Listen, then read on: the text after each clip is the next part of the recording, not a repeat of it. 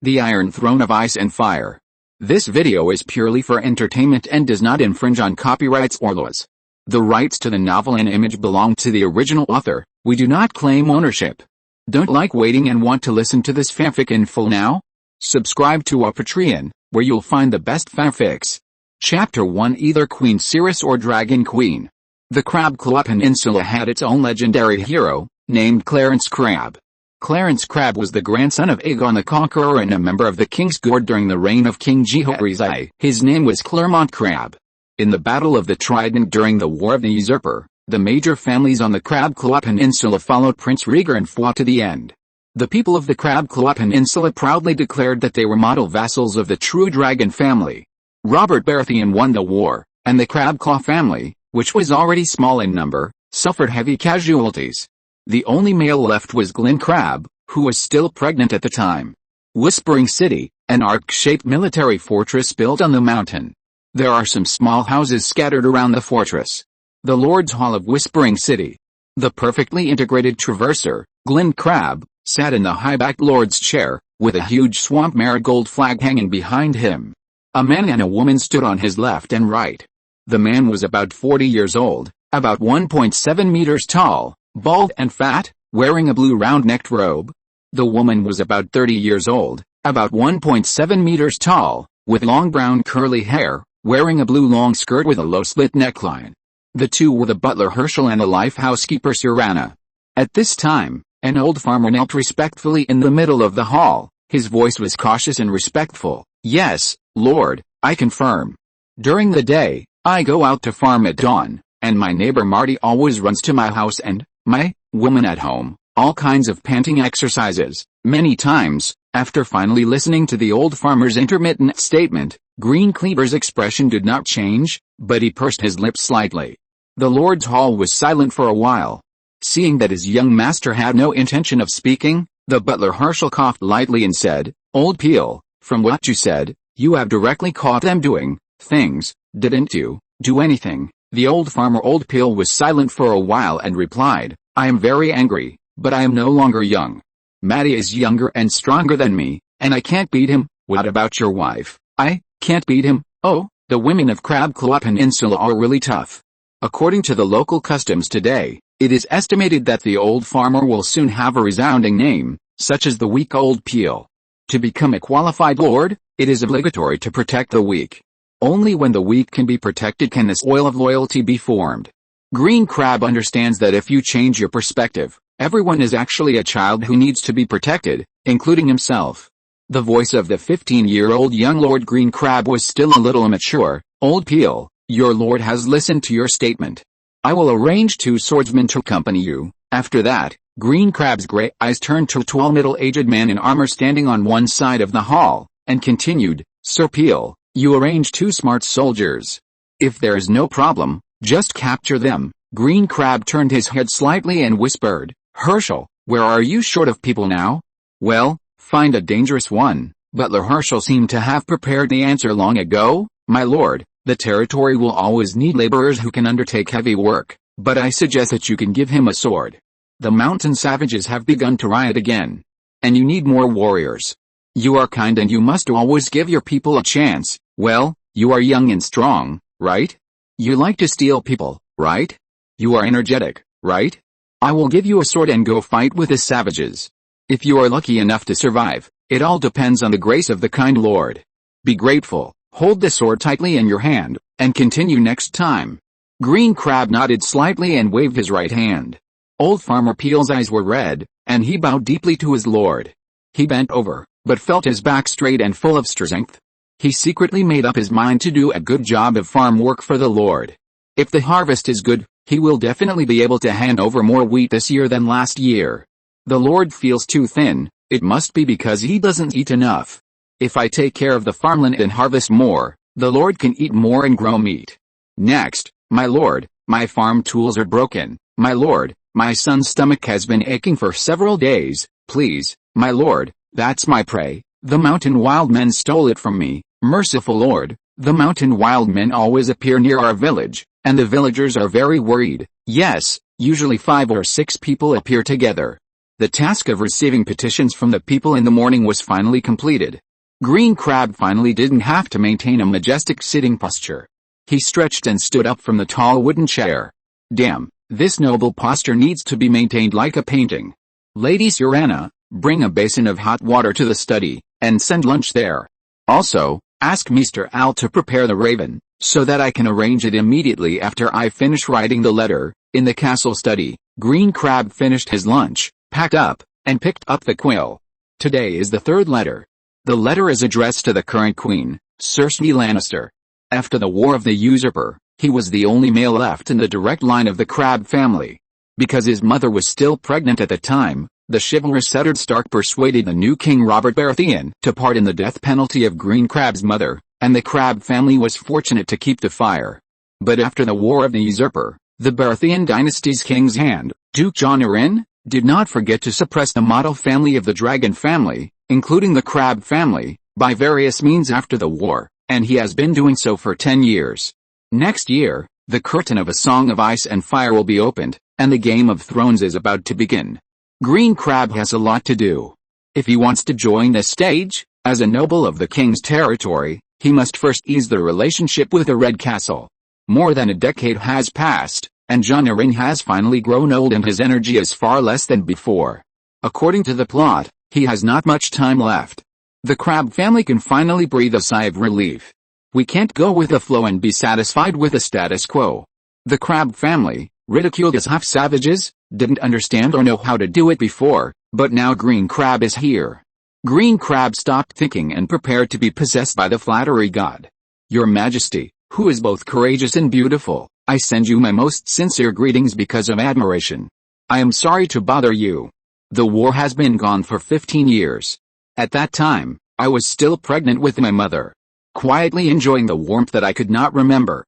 Since I was old enough, I have been grateful for the kindness of the kingdom, which allowed the Crab family to continue. Because I dare not slack off, and I dare not forget, the family motto is unity. As I grow older, my cognition becomes deeper. The core of the Crab family motto is loyalty. The dragon has disappeared for 15 years. Although the Crab family survives, it has lost its way. The former Crab family, because of loyalty, knew that it was a dead end, but still did not look back. Because of their former loyalty, the Crab family has lost trust in the new world. Without trust, the loyalty of the Crab family has nowhere to go. As noble as you are, would you be willing to give the Crab family a chance? I heard that His Highness is about to go hunting in the royal forest, and the Crab family hopes to serve you with honor. The guard who was conquered by His Highness's charm, Green Crab. Green Crab stopped writing. The first step is either Queen Cirrus or Dragon Queen. Chapter 2 Intellectual Loyalty. While the rough King Robert has been suppressing Queen Cersei, Green Crab wants to find a ladder for himself to rise. If he were to meet directly, the arrogant Cersei Lannister would most likely look down on the Crab family, which is called half-wild. The Raven is just a prelude. The key is to seize the opportunity to show ability and strength. The land of the Crab Claw Peninsula is mostly barren, mainly composed of swamps, woods, and valleys. Every dark valley on the Crab Claw Peninsula has its lord, and their lords and people do not trust any outsiders. Most of the people on the Crab Claw Peninsula are descendants of the ancestors. The Andals tried to seize the Crab Claw Peninsula, but they were blocked everywhere. When the residents of the Crab Claw Peninsula do not fight against foreign enemies, they will kill each other internally, and the family blood feud is as dark and deep as the swamps and the mountains. Sometimes a hero will bring temporary peace to the Crab Claw Peninsula, such as Clarence Crab, the legendary hero of the Crab Claw family, but when he dies, everything returns to the original state. During the War of Conquest, Aegon the Conqueror sent Visenya Targaryen to the Crab Claw Peninsula to recruit them and accept them as direct vassals. Since then, the Crab Claw Peninsula has been loyal to the Targaryen family. Green Crab handed the written letter to Steward Herschel. After a moment of silence, Green Crab's slender fingers rubbed his black and medium-length curly hair. About 100 miles east of Whispering City, there is a large piece of land in the north that is relatively suitable for farming compared to the Crab Claw Peninsula. This land once belonged to the sphere of influence of Whispering Castle, Crab's ancestral castle. According to Steward Herschel, relying on that piece of land, the former Crab family provided 1,000 elite soldiers and maintained the Crab family's absolute rule over the nearby areas. After the War of the Usurper, under internal and external pressure, Green Crab's mother moved with the remaining retainers to the relatively safe military fortress at the time and changed its name to Whispering City. More than a decade later, the Whispering Castle in the ancestral land has become a ruin, and the Kleber family has long lost its rule over that land. Celaena, my mother, it must have been difficult back then, my little master. Now when I think about it, I am still terrified. At the beginning, the lady had to sleep with 2 swords as pillows. The long sword was prepared for the mountain savages who might attack at any time, and the short sword was kept for herself. Green Kleber laughed softly. She is really powerful. Celaena, who was used to maintaining a cold face, also showed a smile on his face. The lady died peacefully. My master, you are the lady's greatest pride. After chatting with the life housekeeper Celaena for a while, Green Kleber recalled Celaena's last few obscure words after Celaena left. The harvest season of the farm is approaching, and the nearby mountain savage lords tacitly stare at the Kleber family, who have just lost Mrs. Kleber. Everyone is poor, but in comparison, the Kleber family farm has always been eye-catching. The opportunity is great. At this time, the owner of the Kleber territory was just a young boy who had been sheltered under the wings of his mother for a long time. The mountain savages had united for a rare time. If not him, who else could they fight for? The advantage was in my hands. Celaena was not worried about the war in the Kleber territory. The Kleber family had 2 retainer knights who had been canonized for generations, Purpuri and Mason Beck. Since the birth of the Kleber family, they had cultivated the most reliable retainers in the world for hundreds of years. Under the special environment of the Crab Claw Peninsula, which was full of dangers, Kleber had more than 200 regular soldiers, each of whom had experienced hundreds of battles. 20 of them were wearing full-body plate armor, and they could fight 10 of the unarmored mountain savages with one. Celaena had participated in many battles with Green's mother. He was agile and it was rumored that he had few rivals with a short sword. What Celaena was really worried about was that Green was young and hot-tempered. It was the first time he led his troops to fight alone. He was so excited that he rushed to the front and accidentally died outside. The Crab family only has 1 sapling left. If Green has an accident, all those who are under the Crab banner will collapse in a short time, and the Crab family will become history. Green actually wanted to tell Celaena directly that I am very cowardly and will not waste time. For the dignity of the Lord, courage should be shown at all times, so it cannot be said. Since the fusion was completed after the crossing, every time Green woke up from sleep, he could feel his physical fitness, which has been significantly improved in all aspects. Green's sword has long been thirsty. Green, who is mentally mature, keeps reminding himself that this is just one of the 10 illusions caused by physical strengthening. You are the Lord, you have soldiers, keep calm and don't waste time. The Crab family has only 1 sapling left, except for a cousin who is 3 years older than himself and has been married for 4 years. It is very dangerous for a noble with a long inheritance. The Crab territory is not a peaceful place. The Lord often leads his men to fight big and small battles. Mrs. Crab is no longer there. As the Lord of the Crab Claw Peninsula, Green Crab's main life in the future will be like his ancestors, fighting, fighting and fighting again. Being a lord in Crab Claw Peninsula is a high-risk job. What if the last Kleber has an accident? Anyone who is a little smart will have a sense of crisis and people's hearts will fluctuate. The title of the Kleber family is Hereditary Baron. In line with the awkward position of the Kleber family in the kingdom at this time, Green's marriage is indeed a problem, neither high nor low. Normally, Green, who is 15 years old, should at least have a fiancée. Celaena knows that the Lord's marriage is not a simple love affair. The cause and result of the Usurper War always warns the nobles not to fall in love. Therefore, Celaena thinks that even if it is an illegitimate child, Green needs to leave a successor, regardless of the traditions and laws of the nobles. It is not to curse Green, but to appease the centripetal force of the people. With a successor, the Lord's marriage can be considered easy. Celaena has a son and a daughter. The eldest son has started a family at the age of 16 and is studying with a butler Herschel. The youngest daughter, Lydia, is 13 years old and had her first period a month ago. She is healthy, beautiful, and most importantly, reliable. Celaena watched Green grow up and knew that Green was not a mean and ungrateful person. Although giving birth to an illegitimate child was not glorious, it was a meritorious service to the Kleber territory at that time. He could not inherit Kleber's surname, so he could only use the illegitimate surname of Wishu, but he had Kleber's blood. At this time, giving birth to a child with Kleber's blood would at least get a farm, and he would have no worries about food and clothing for the rest of his life. He would live better than most women, and his life would be enough. Everyone would be fine. Since one should follow the local customs, Green was just glad that he had merged the memories of his original body. After merging the memories, Green's usual words and deeds would not be too out of line, and he would gradually change and it would come naturally. As a loyal minister of the dragon family, he must not leave too conspicuous handles. Under the seven gods, if he was too out of line, he would easily be labeled as a heretic. The believers of the seven gods were everywhere in Westeros. 13 years old. Green leaned back in his chair and looked up at the ceiling for a long time. The conflict with the concept in his heart was too great, so he would discuss it later. After a few days of quiet statistics, Green's direct subjects totaled about 2,000 people, and the production methods were mainly hunting, supplemented by farming. There were about 1,000 people gathered near Whispering City, and the rest were distributed in 10 villages of different sizes. One of the villages is located in the south of Whispering City, facing the sea, with a population of about 200 people, who make a living by fishing. It is called Fishing Village, but this name is not good and needs to be changed. At least the word village should be changed to port. After this busy period, I have to go there in person, conduct a field investigation, and then make plans. The Lord is very poor and needs a lot of gold dragons. Mason Baker, a retainer knight who has been on the road for 3 days, is patrolling and counting all the blacksmiths, carpenters and other craftsmen in the territory according to Green's orders. The butler Herschel has begun to arrange people to sort out the empty houses. Concentrate all the forces in the territory, concentrate production, divide labor and cooperate, and train technicians to prepare for the establishment of a cold weapon factory. There are many excellent yew forests in the Kleber territory.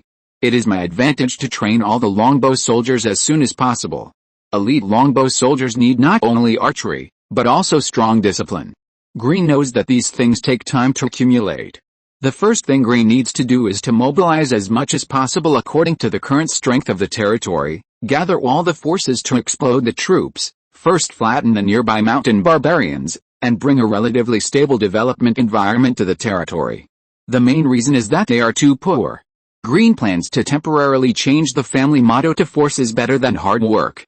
Change it back when he has money. Chapter 3 Mermaid Harbor.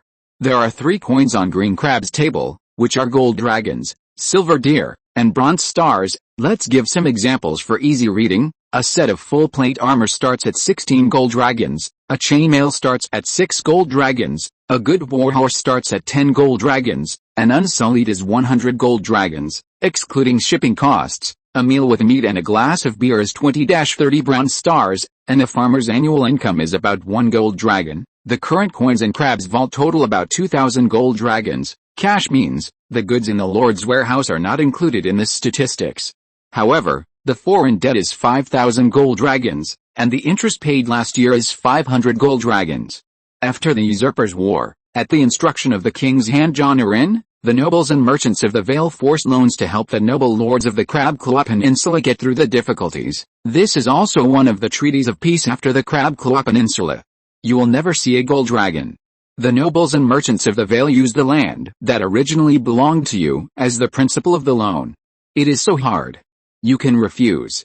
Baratheon's weapons have not been put into storage yet, and Robert has not had enough fun.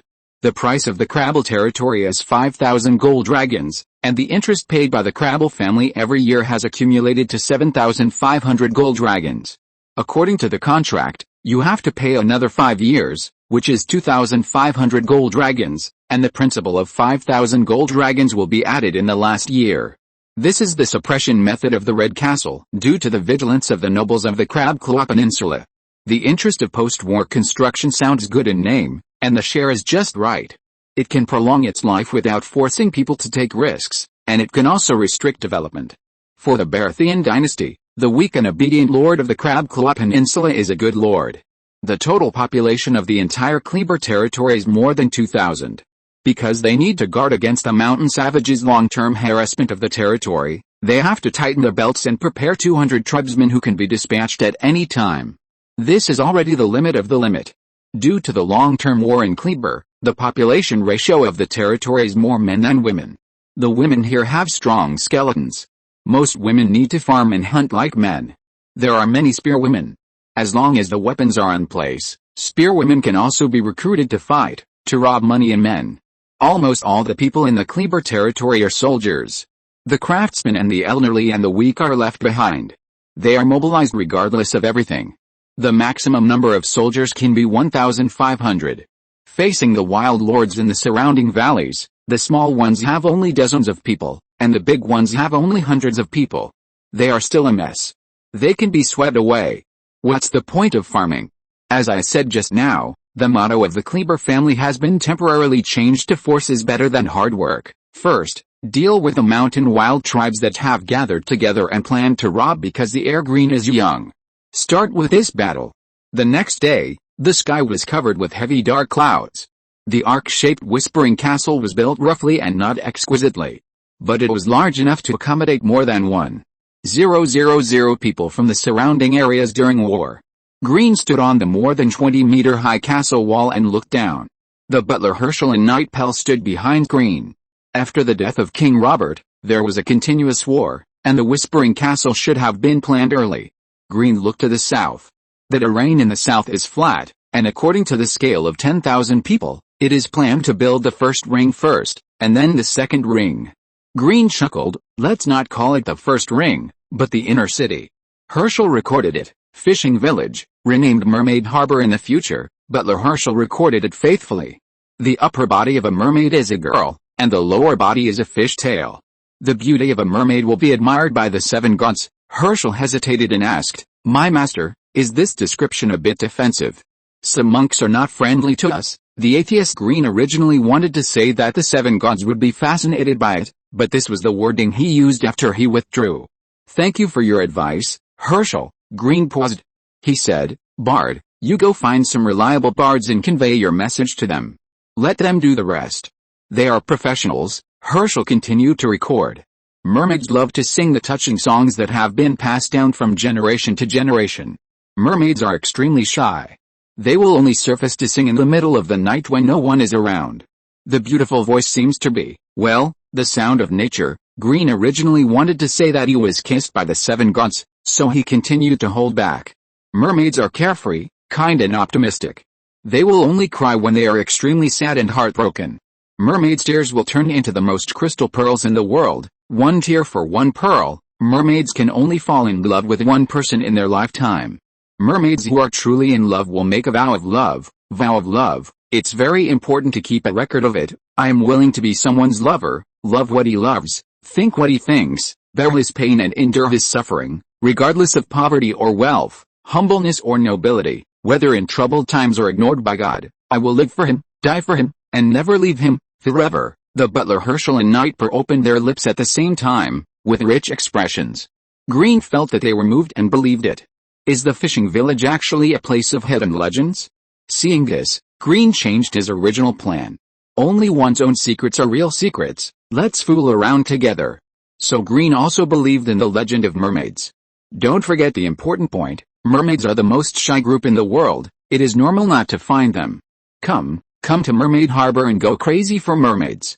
This is a secret that has only been passed down orally between successive Kleber tribe leaders. I will tell you now. First of all, you two are the people I trust the most. Herschel and Per straightened their chests. Yes, there is no one more reliable than me in this world. First, we need to mobilize all the villagers in the fishing village to build a simple pier nearby. We need to find a place and the distance can be a little far. The most important thing is to make it convenient for large ships to dock. The second step is to build a lighthouse to guide nearby ships. At the same time, there must be taverns, hostels, and shops. The requirements are not high at the beginning. The main thing is that they must be fully functional. We must earn every brown star, the strong villagers must be armed, and the old and weak can be arranged in suitable positions in the store. We must ensure the safety of friendly guests. The mermaid port must become more and more beautiful and comfortable. We must not disappoint those guests who come here for its reputation. These are all very important. The butler seemed to understand. My lord, the longer the legend of mermaids lasts and the wider it spreads, more people will be attracted to fishing. In the mermaid port, our leather can be sold directly to buyers, and will no longer be undercut by itinerant merchants. Not only leather, The mermaid port will become a trading post. No wonder you are willing to spread the legend of mermaids. Yes, the rules are dead. For the development of the territory, as your lord, necessary sacrifices are inevitable. It has to be kept secret, and spread naturally. It's up to you. After saying that, Green turned his back, stood with his hands behind his back, and sighed. The hem of Green's robe fluttered in the wind. Herschel bowed solemnly. Pell, wearing plate armor, held the hilt of the sword with veins bulging on the back of his hand, and bowed with Herschel. Chapter 4 Mother-Daughter Talk. Nightbear's voice was full of pride. My lord, I command 100 people, as if they were my own arms. You are just a centurion, and you are so proud of yourself. Green despised him in his heart. In the game of his previous life, he could easily command hundreds of thousands of people to fight. Hey, now it is the real-life version of the Empire era. It is different. The Crab Claw Peninsula, which has been in chaos for many years, is vast and sparsely populated. According to the scale of the war, the Crab Claw Peninsula is indeed a countryman. The battles here are just like group fights. They are all a group of guys who have never seen a big scene, which is a problem. People like Burr, who have fought for half their lives and have commanding ability, are really invincible in this region to a certain extent. It is worth being proud of and understanding. Green showed a satisfied smile and continued to walk with Nightbear. After a period of strict management, the Whispering Castle has become clean and all kinds of odors have dissipated. These changes and details make Green's steps lighter. Ask the kitchen to add a dish for them in the evening to encourage them occasionally. A martial arts training ground in Whispering City. There were more than 20 people gathered here, each of them was tall and strong, standing there like an iron tower. These people were the most elite warriors of the Kleber family who could fight in full plate armor. The mountain savages called them Iron Men. When they found Green and Per coming, everyone stopped and saluted. Green picked up a wooden sword for training from the shelf, swung it, and said, "Who'll practice with me?" Everyone was silent, looking at each other. Green pointed at a person at random. "Yes, that's you." The person who was originally reserved relaxed as he walked, and said seriously, "My lord, my name is Fury. I might get hurt." Green chuckled. "If you hurt me, I'll give you a roasted leg of lamb for lunch, fat, greasy." The strong man swallowed his saliva and nodded. The news that the young lord was fighting in the martial arts field spread in the castle at an incredible speed, and everyone gathered. By the time Green took off his robe and handed it to a servant, and stood up again, a large group of people had gathered, and the speed of gathering was incredible and unreasonable. Roar. Strongman Fury was very motivated by the temptation of roasted lamb legs and the atmosphere of the crowd. Strongman Fury was very fast, but he did not use his full strength. Strongman Fury had his own little wisdom. If he really hurt a lord, he might not be able to eat the roasted lamb legs. He would let the young and energetic lord retreat and save face for the lord. Facing the strongman Fury's sword slashing from above, Green raised his sword with one hand and easily blocked it. He piled up forward. Strongman Fury was resisted by the sudden force, but he still retreated 3 steps in a hurry. "My warrior, be serious, let me see your true strength." Oh, Fury, did the proprietress of the Old Ken Tavern let you stay overnight last night? Now you are powerless. What nonsense. Die, haha, powerless. The dark face of the strong man Fury turned red.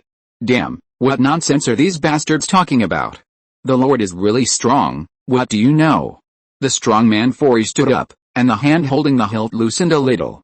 And then tightened it again, entering the fighting state trained in the mountains of swords and seas of fire. Bang! Boom! Dust was raised, and then dispersed. The strong man Fury lay on his back with a face full of despair. I really tried my best. Silence. Cheers broke out. Green maintained a reserved smile and waved gently to the crowd, responding to the enthusiasm of the people. In Whispering City, the depressed atmosphere after the death of Green's mother seemed to be swept away in an instant. No longer gloomy. Nightbear was shocked by the strength Green showed. Per's swordsmanship was sophisticated, so he could see that Green didn't try his best at all, and he easily defeated Fury. Although Fury's swordsmanship was not as good as his body was strong enough. If he were in his place, he would have to be careful to deal with him, and he could only remain undefeated. The Lord has grown up and become more and more powerful. The Kleber family has a bright future. On the wooden platform beside the martial arts training ground, Surana and her eldest daughter, Kalia, stood together and watched Green's back gradually disappear. My daughter, Lord Green is very strong, and his child will be as strong as a calf. Kalia's hair color is the common black color of the Crab Claw Peninsula. As the daughter of a housekeeper, her slightly curly long hair is well maintained. Kalia is nearly 1.6 meters tall. Kalia turned her deep green eyes to Cyrana. Mom, but, illegitimate child. I want to marry a heroic knight, not a mistress who gave birth to an illegitimate child. Every girl in Westeros dreams of marrying a heroic knight. But, poor daughter, your status is not enough. Rich knights don't look down on you. The only ones who can look up to you are some down-and-out knights or widower knights. Can you adapt to a life of poverty? Are you really willing to serve an old man? Kalana stubbornly didn't speak. Mom won't hurt you. You can't live on love. She will change. Kalia turned around angrily. My opinion doesn't matter at all. Then you can strip me naked and throw me into the adult's bedroom. You, in everyone's impression, Cyrana has always been serious and a walking ice sculpture. All of Cyrana's tenderness was given to his most beloved daughter, Kalia. Cyrana blinked at his sulking daughter, took a step, and rested his soft chin on the top of Kalia's head. If it were that simple, your mother would be relieved. Yesterday, I tried, but it seems I was rejected. I don't think Lord Green likes you. Kalia broke free from Cyrana's arms and met Cyrana's eyes to confirm whether he was joking. I am the most beautiful in our village. Kalia looked incredulous. Are you serious? Cyrana looked at his daughter's beauty with satisfaction, and reached out to touch her cheek. Her skin was as white as milk, soft and delicate. Your mother is just a housekeeper. She has a place in Kleber's territory, but her status is not noble. If you were ordinary looking, mother wouldn't have to worry about this and that. As you grow older, you grow up like a flower. You will be spied on by all kinds of people for all kinds of purposes. Sooner or later, your beauty will become your disaster. Mom's age tells me how cruel this world is. Among the people I know, the only one who will not treat you harshly and can protect you is Lord Green. Kalia's eyes were red, and she hugged Cyrana tightly, feeling the familiar smell. Mom. Cyrana rubbed Kalia's hair and said, maybe there will be better people out there, but Mom doesn't want you to leave, and I'm even more worried about you being alone. Are you willing to leave Mom? No, never. Kalia shook her head vigorously in Cyrana's arms. I mentioned you to Lord Green yesterday, but Lord Green didn't say anything at all. I tossed and turned last night and didn't sleep all night. Kalia snorted in Cyrana's fierce arms. Green was busy in the blacksmith shop, carpentry workshop and other places for a whole afternoon. After dinner, he talked with Knight Captain Pell about the problem of mountain savages. After a busy day, Green finally finished his work and relaxed in the hot water of the wooden bathtub.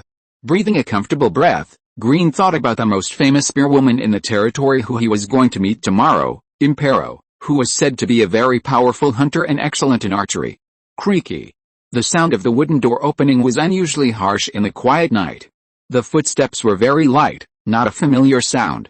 Green's heart moved, and one hand had already touched the dagger standing diagonally beside the bathtub. Approach. Green's brown eyes shook. The linen material of the girl's olive green dress was very thin, and the slit neckline was very low. Forgive my intrusion, Lord Green, she bowed lightly and said, I am Kalia, the daughter of Steward Cyrana. Chapter 5. Isn't he cute? The warm picture only stirred Green's heart for a moment.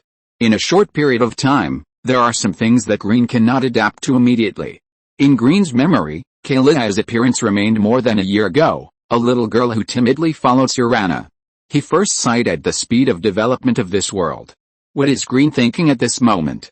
In fact, the focus of his thoughts is that the security measures of the castle need to be strengthened.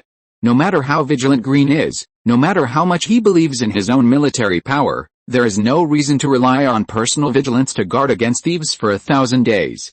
This is stupid and will tire him to death. Moreover, important personnel in important places in the territory should be strengthened. Ahem, beware of the fragile neck, a dagger may suddenly scratch it. When he has spare power, he thinks about buying some Unsullied to serve as guards. Unsullied are reliable. Keep 2 Unsullied on duty outside the door at all times. The fantasy from the poor lord. Green smiled. Kalia, long time no see. Has Lady Cyrana started to assign you tasks? I want to be your maid, but my mother thinks I am not mature enough and need to train for a while. She told me that I need to satisfy her first before I can become your maid, but I can't wait, so I chose to meet you directly. Please forgive my recklessness, it was reasonable. Suranna was responsible, and Kalia's seemingly reckless behavior was also for loyalty to the Lord. As a family member of the Lord's confidant, she would not be blamed. Green had soaked enough and put on his pajamas with Kalia's help. Green took the red wine handed over by Kalia and took a sip. His brows could not help but frown. Sour red wine, one of the specialties of the Kleber territory. I don't know how it is brewed, so sour. Is it a problem with the grape variety? Red wine with good taste needs to be imported, which is too expensive, so it's okay to drink. Well, after a closer taste, the taste is actually okay. Putting down the wine glass, he didn't want to drink any more. Lord Green had one more reason to fight for hegemony. No words were spoken that night. Green first arranged for Kalia to follow Mr. Owl. Mr. Owl was too old and walked shakily. Lord Green was full of concerns about Mr. Owl's life. When the Lord's Meester passed away, the Academy would immediately arrange a new Meester to fill the gap. The Academy was too far away, and the gap would be at least 3 months, and only Mr. Owl could send ravens in Whispering City, including the usual feeding and management of ravens. Ravens are the most important means of communication, and Green attaches great importance to it. The above are all the parts that Kalia needs to learn and master. Green has too many things to do and not enough talents, and it is rare to have a literate Kalia. The most important thing is that Kalia is reliable and trustworthy. Knight Mason is finally back. According to statistics, there are 13 blacksmiths in the territory, and 32 carpenters. Apprentices should be arranged at the same time, and the processes are separated. At the beginning, only one process is learned, and progress will be fast. The framework foundation of the factory is barely enough. In response to the Lord's call, these craftsmen will move here with their families. Herschel, the chief steward of Whispering City, is responsible for the resettlement. Whispering City, the Lord's study. Lord Green, Knight Pale, Knight Mason, and Bachelor Owl held a military meeting on the mountain savages. Green's original plan was to tire the enemy out and use fire attacks to try to eliminate the savages without injury. There are a lot of dry grass around, which is just right to set fire to. Those close to water sources can also be reclaimed. Regarding the details of the war, Green's memory is mainly under the command of his mother, leading a group of people to kill the fish that escaped the net. After listening to their statements, Green concluded, "Fighting here is a bit like a fight." Whispering City sent people to negotiate. If the war is unavoidable, a time and place will be set. At the agreed time and place, the two gangs will fight again. It's a fight. Green tapped the table a few times, attracting the attention of everyone present. "Sir, I will ask Herschel to prepare a shield, a sword, a bow and arrows, and 10 clan soldiers for you. You can recruit another 90 people, mainly old hunters. When you are done, you will have a total of 100 people under your command. Name it the Survey Corps, and you will be the first commander. Find more people who are familiar with the terrain. When Mason and I fight the mountain savages, I hope you have been a guest in their homes. I have had enough of the harassment of the savages. This time, I want to wipe them out. I need a large number of prisoners. Territory construction requires a large population. The more prisoners, the greater the credit." It was a little more complicated than the previous way of fighting, but it was not difficult to understand. Nightper understood it quickly. Nightper took the orders solemnly. Mr. Owl spoke tremblingly, "Lord Green, I have a map. When I have free time, I have been paying attention to the news of the wildlings. I have been sorting and recording them over the years. The activity areas of the wildlings and the locations of the wildlings' nests on the map are marked. There may be some discrepancies, but they are generally correct. I hope I can help you." Green put his palm on his chest and said solemnly, "Thank you for your contribution, Mr. Owl. The Crab family will never forget your contribution." King's Landing, Red Castle. Cersei Lannister held a letter in her hand and greedily enjoyed the caress from Jaime Lannister. After a long time, Cersei Lannister stood up and grabbed the red robe beside her and put it on. Cersei Lannister, who is in her 30s, is still slim and has fair skin. Cersei Lannister picked up the wine jug and filled a glass, took a sip of red wine to relieve the dryness of her throat. Looking at Cersei Lannister, who picked up the letter to read again, Jaime Lannister showed a doting smile. Jaime Lannister's smile is always full of high spirits.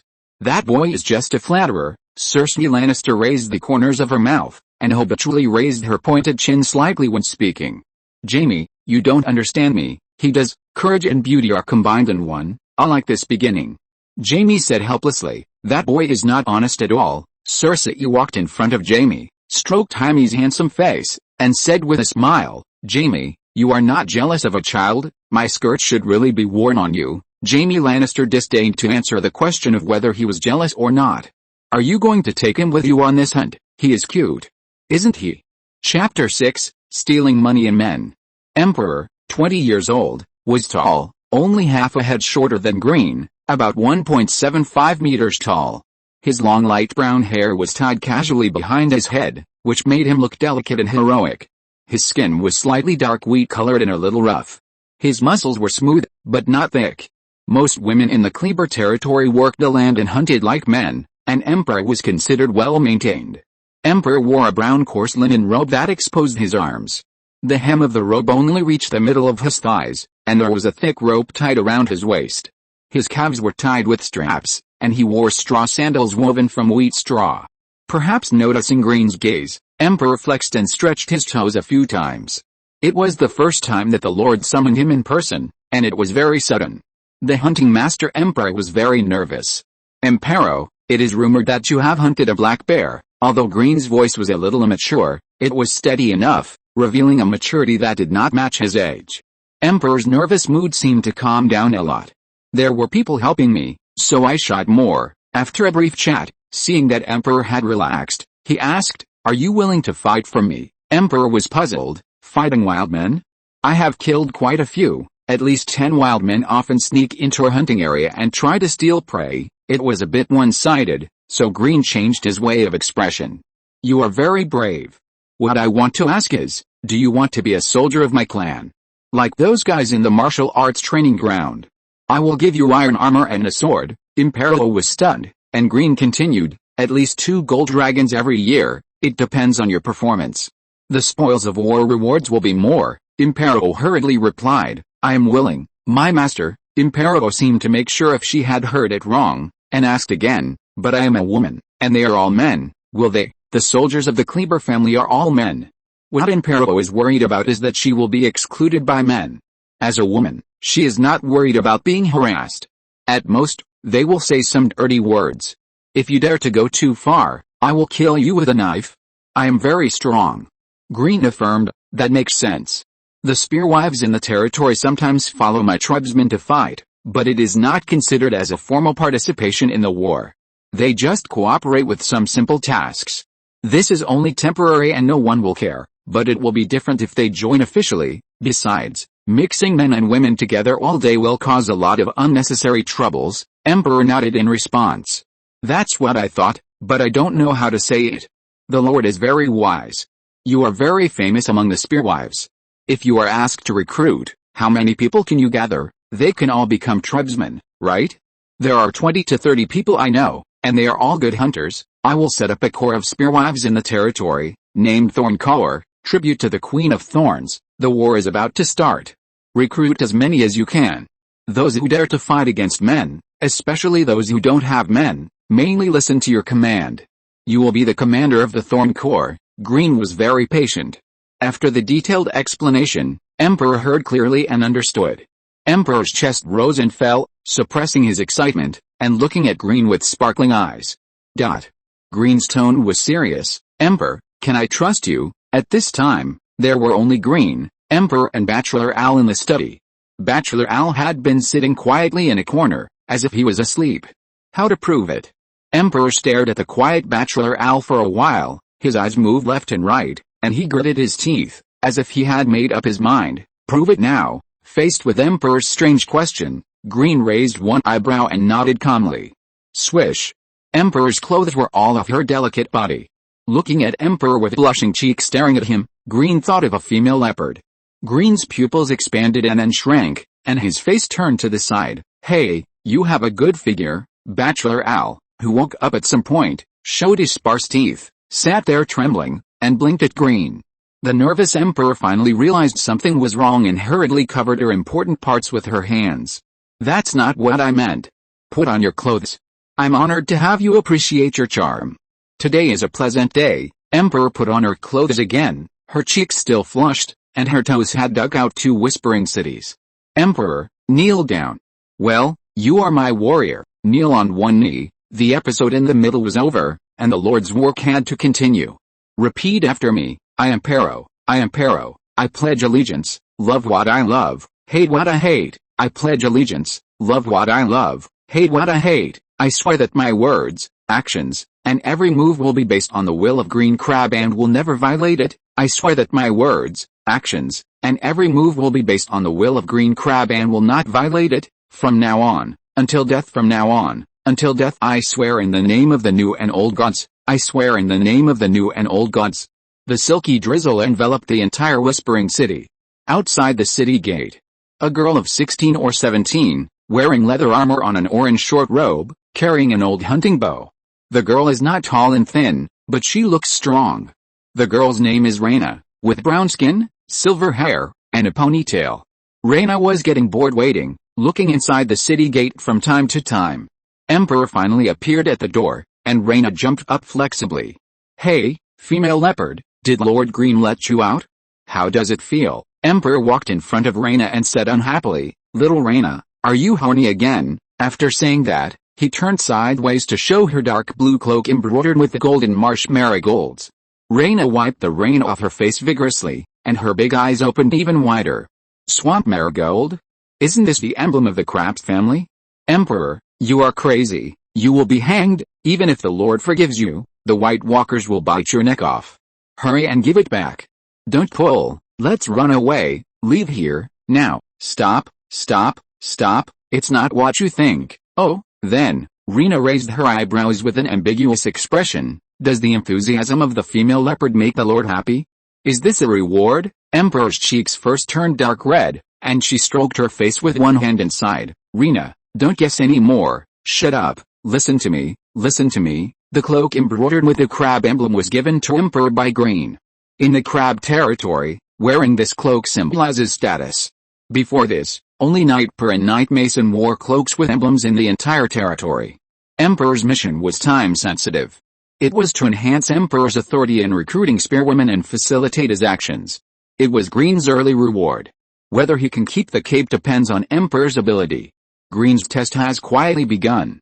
After Emperor finished telling everything, Rhaena said excitedly, Great, this is really good news. There must be many sisters willing to join. Hurry up, what are you waiting for? As long as you get rid of a few troublemakers, you can gather 100 or 200 people, haha, rob money and men. By the way, Captain of the Thorn Corps, I'll be the first to sign up. Rhaena spoke too fast, one sentence after another, and Emperor couldn't get a word in. But Rhaena's good mood infected Emperor, who was usually serious. Emperor smiled and nodded, and the two of them accelerated a pace unconsciously. Chapter 7, Kleber Longbow. King's Landing, Red Keep. Tyrion Lannister's brown gold curly hair covered his forehead, and the soft leather coat he wore was embroidered with the lion's roar. He was just over 1 meter tall, with a big head and a small body, a protruding forehead, and a strange way of walking. Hey, brother, didn't you notice me? What are you doing? Did my lovely big sister appoint you as a personal messenger? Jaime Lannister shrugged and slowed down his pace. Tyrion Lannister caught up with Jaime. Jaime, you should learn to take the initiative to approach me. My most important role in Lannister is to stand beside you and set off your greatness anytime and anywhere. Jaime sighed helplessly. Okay, you win. I took the initiative to confess that I was indeed going to deliver a letter. Tyrion immediately put on a smiling face. My lonely sister, can't she finally resist stealing someone? Come on, let me see. The corners of Jaime's lips twitched, and he raised the envelope. Unfortunately, it's sealed. Jaime waved his hand holding the envelope and dodged Tyrion's hands that were jumping to grab the envelope. It's not confidential. I can tell you the contents. Oh, it seems I guessed wrong. Well, don't always speculate maliciously about Cersei. You are siblings. Aha. Let me look forward to my dear sister kissing my little face. Unless the 7 gods are napping. Tyrion, don't be disrespectful to the 7 gods. The old 7 gods won't care what I say. Tyrion patted Jaime's thigh. Tell me, it's a little baron from Crab Claw Peninsula. Cersei plans to take him along on this Kingsguard hunt. What unexpected news. Sister seems to be in a good mood. The little baron took the initiative to write this letter. That guy is a flatterer, haha. Jaime, you don't seem to like this little Baron. Are you afraid that he will snatch your sister's love for your brother? It's rare that you two agree. I'm not that dirty. Young people should focus more on swordsmanship instead of flattery. That's perfect, Jaime. As a member of the King's Guard, you can take this opportunity to teach him a lesson and add a lesson for his growth. Tyrion paused, and said, Brother, Crab Claw Peninsula is a barren place. You are a Lannister. You will never understand what it feels like to be short of money. Who would be in the mood to play with a sword if they can't even fill their stomachs? Crab Claw Peninsula has a tradition of directly swearing allegiance to the Queen. This is their ancestral craft, brother. This is a good thing. At least the little Baron is not stupid. He knows that the Lannisters are rich, right? James was a little embarrassed. You are the ones who make the decisions. I am more suitable for running errands. 3 days later, the sky was clear. Whispering City, in the bow-making room. Green picked up the longbow of about 2 meters long from the wooden table, stretched it and tested the tension, about 110-120 pounds. In order to survive, most of the people in Crab's territory have to farm and hunt. Most of the people can use bows and arrows. This tension can be used as a starting point and is easy to adapt. If combined with systematic training, the long-term plan. In the future, we will add longbows with a tension of 130 pounds, 150 pounds, etc. The longbow is an imitation of the English longbow in the memory of the previous life. The manufacturing process is relatively simple and the range is far. Hunting in the territory is an important means of livelihood. There is a demand, and bow materials are stored all year round. Lord, I can make 3 bows a day now. Me too, me too. The carpenters who answered Green's questions were originally craftsmen who made bows and arrows. There were about 10 people. Green's original plan was to divide the longbow production process into several parts and establish a simplified assembly line to increase efficiency. Green later retracted his original idea. The first difficulty was that there were no suitable factory managers. Without effective supervision and management, quality and efficiency would only decline simultaneously. The demand for longbows will not increase sharply in the short term, and the current production speed can meet the requirements. So it was decided to let them keep the traditional method first. The craftsmen gathered together, and the production speed of others could be seen by looking up. It was also a competitive space, which was a small step forward. Green warned himself that it was better to go too far than too far. He had to take it step by step, and not take too big a step, otherwise it would easily pull the fragile parts. Overall, Green was satisfied. He picked up a few longbows at random to try them out, and then instructed some details. Green announced to everyone that the longbow was named Kleber Longbow. Nightper was famous in the territory and completed the task quickly. The 100-man Survey Corps had begun simple deployment training. Most of the soldiers in the Survey Corps were hunters, with bows and daggers. Just as Green planned, the standard weapon of the Survey Corps was a short bow and a short sword.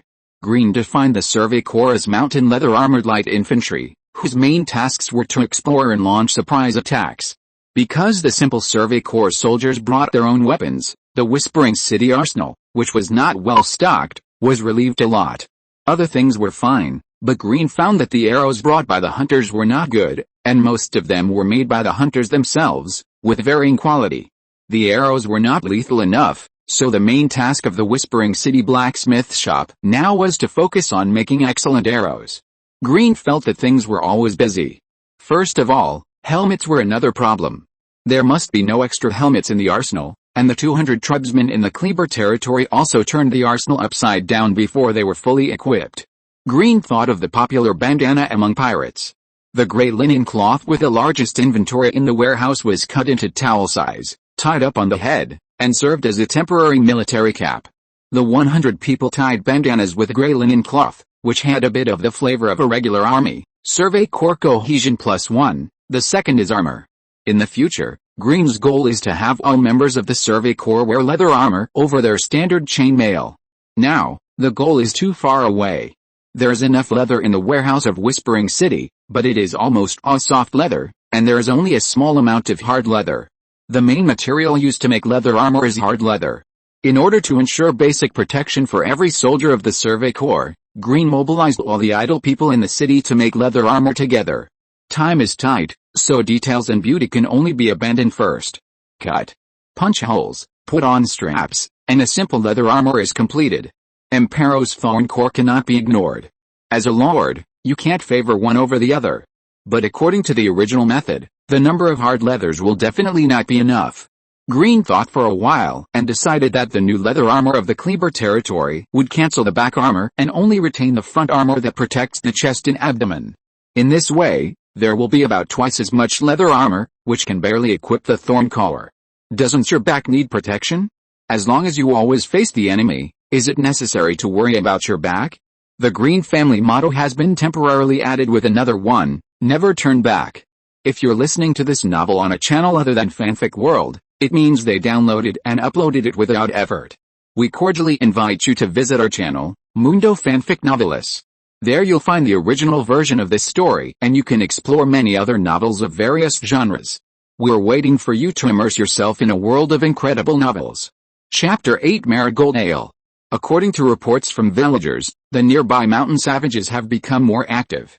Green, who habitually pursues perfection, originally planned to let the core run in for a few more days and improve some details. But the people in the territory were becoming more and more unstable, and Green realized that he could not delay any longer and had to go to war.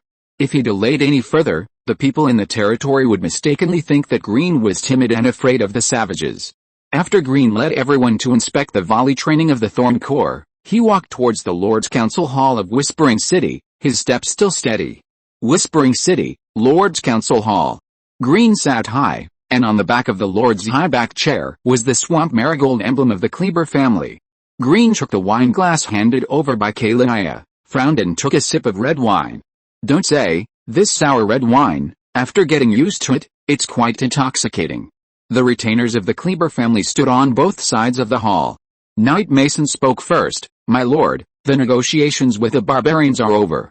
The time is after sunrise tomorrow. How many people have they gathered? Knight Pale, who is in charge of the Survey Corps, replied. It is estimated to be 1,000. Green put the back of his hand against his cheek and sneered.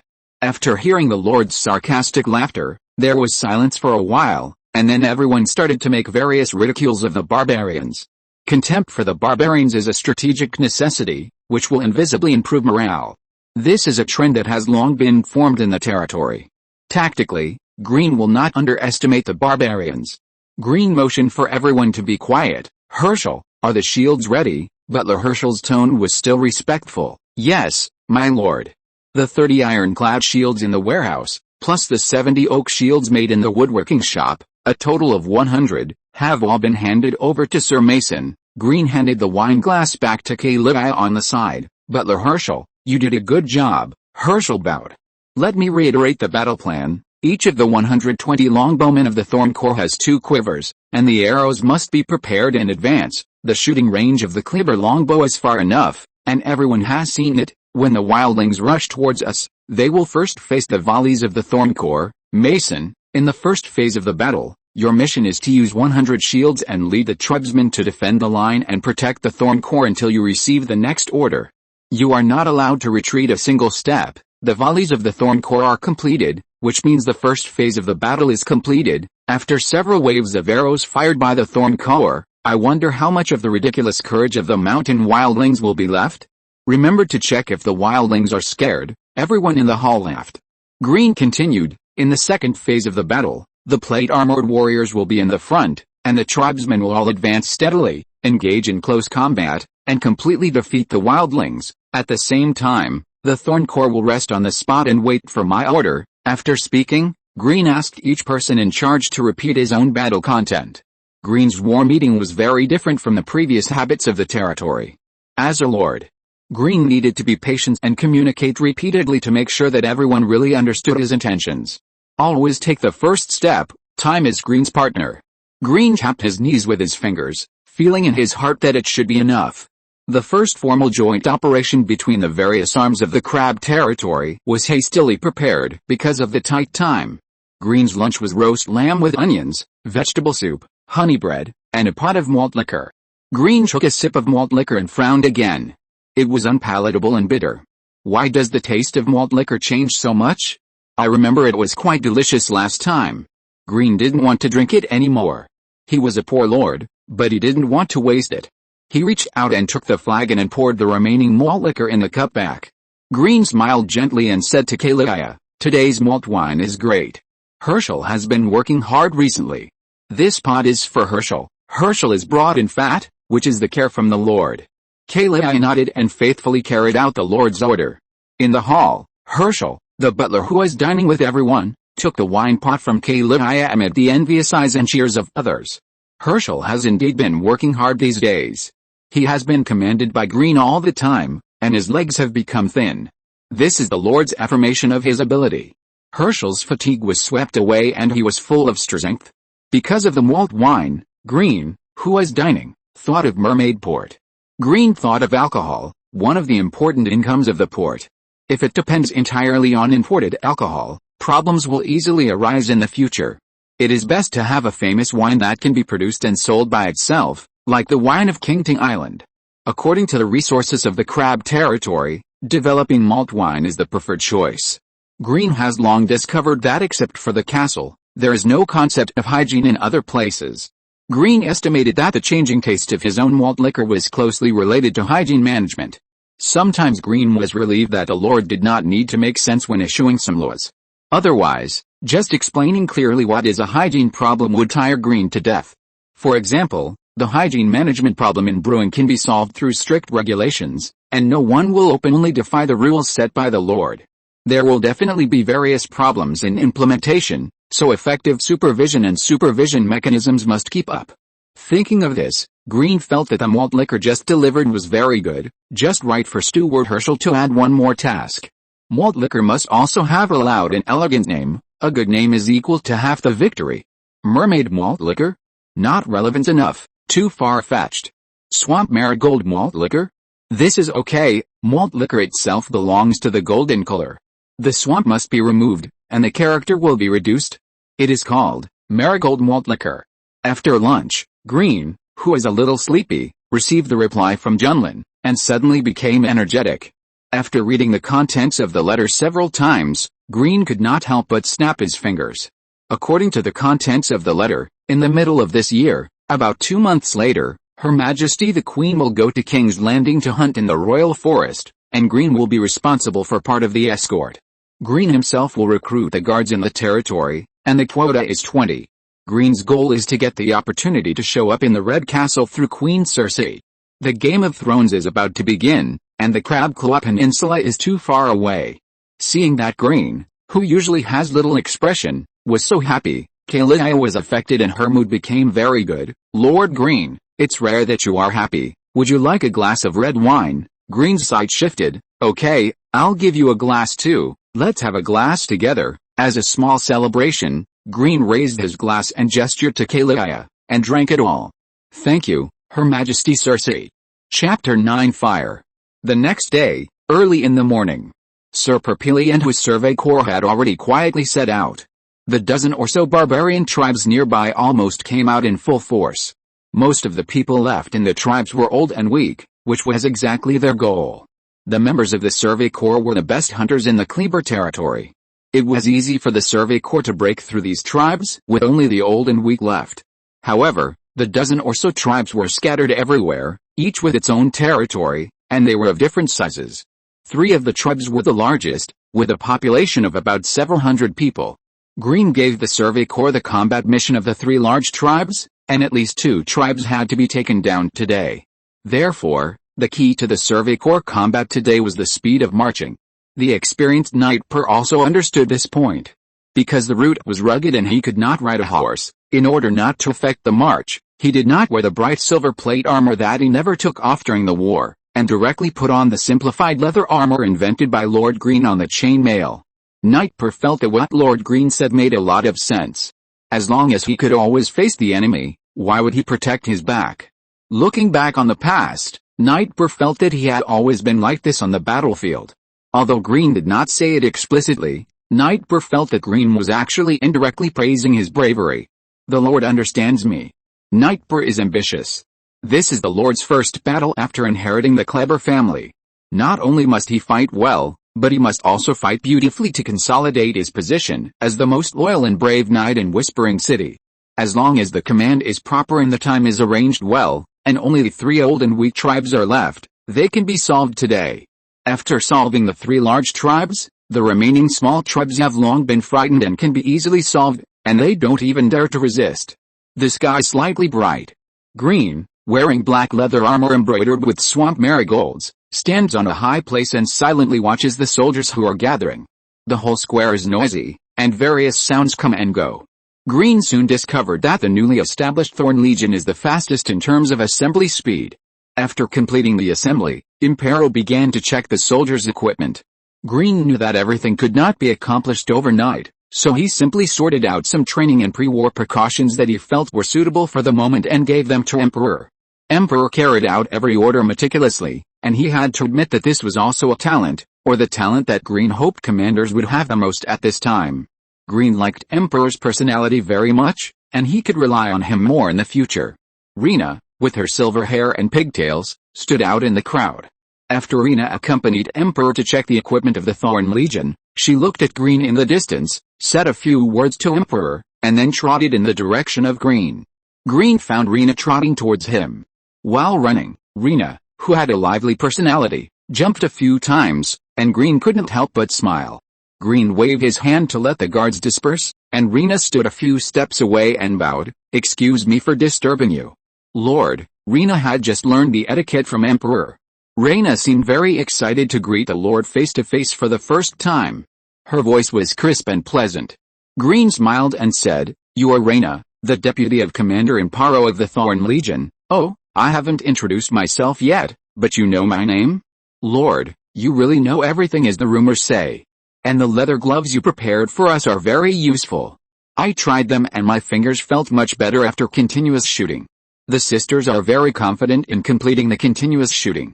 We promise to complete it. There are a lot of soft leathers in the warehouse." Green knows that longbowmen will wear out their fingers when shooting arrows continuously. After making the new leather armor, he immediately arranged soft leather gloves for the archers. Rena kept talking and even jumped when she was excited. It was still early, and Green was very patient with the soldiers who were about to go to war with him. He had a gentle smile on his face and did not interrupt, waiting for Rena to finish. "Well, time is short, and the gloves may be too big or too small for some people. You will all have gloves of the right size in the future. It's okay, it's okay. Look." As she said that, Rena stretched out her right hand and showed the gloves that fit her palm perfectly. "I modified it last night. It's very simple. Sisters whose gloves don't fit have followed me to modify it. Well done. Go back and assist Impero. Remember, unity is strength." "Yes, Lord. Unity is strength." The place where the battle with the mountain savages was scheduled was a relatively flat place about 2 miles east of Whispering City. At dawn, Green led the troops to the place where the battle with the mountain savages was scheduled. Green found the mountain savages gathering a few hundred meters away, a large black mass.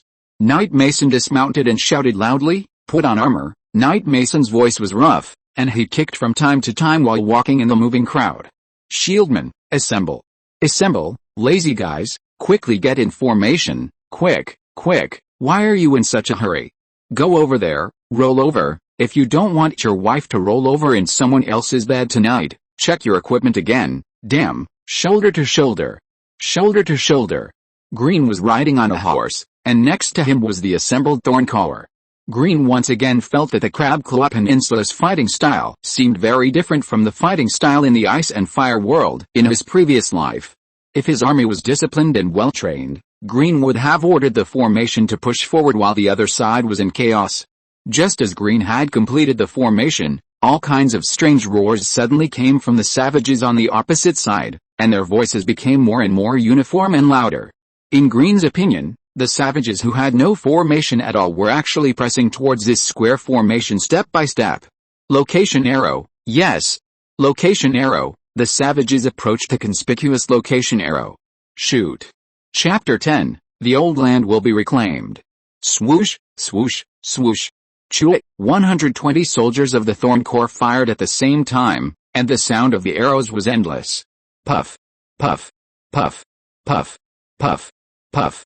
A rain of black arrows fell from the sky, and the wild men who rushed forward were shot through and fell down one after another, with wailing everywhere. The leaders of the wild men had never seen a long-range rain of arrows, and they roared even louder in fear, constantly urging the wild men to speed up. Knight Mason stared at the death zone caused by the Thorncore volleys more than 100 meters in front of the formation, and was secretly shocked. After firing rapidly for a while, Green clearly felt that the speed of the Thorncore arrow shooting had slowed down. More than 200 wild men fell in the continuous volleys, and the wild men were in chaos. A small number of wild men fled back regardless of the leader's roar. After dozens of people fell, the wild men retreated on a large scale, and Green decisively ordered to stop shooting. Knight Mason commanded 200 Kleber soldiers, main weapons, shield, long sword, and spear, to advance towards the scattered wild men. The Kleber soldiers marched forward with great momentum amidst neat slogans. The average service life of Kleber's soldiers was more than 10 years, and each of them was a veteran who had experienced hundreds of battles. Kleber's soldiers, starting with Green's mother, were elite soldiers who survived the long-term battles with mountain wild men for more than 10 years. They were the foundation of the Kleber family. As the Kleber soldiers marched forward with neat slogans, the wild men, who had already been frightened, became even more frightened and more confused.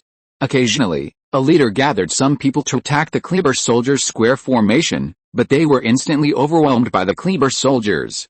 In Green's view, these wild men who were waiting to be captured or surrendered were all his reserve subjects, and judging from their performance today, they were indeed worthy of the title of wild men. If Green wanted to manage these wild men in the future, the only way he could think of was strict laws. Green sighed that he might even have to be so detailed as to decide which foot to take first when leaving the house. The game of power is about to begin.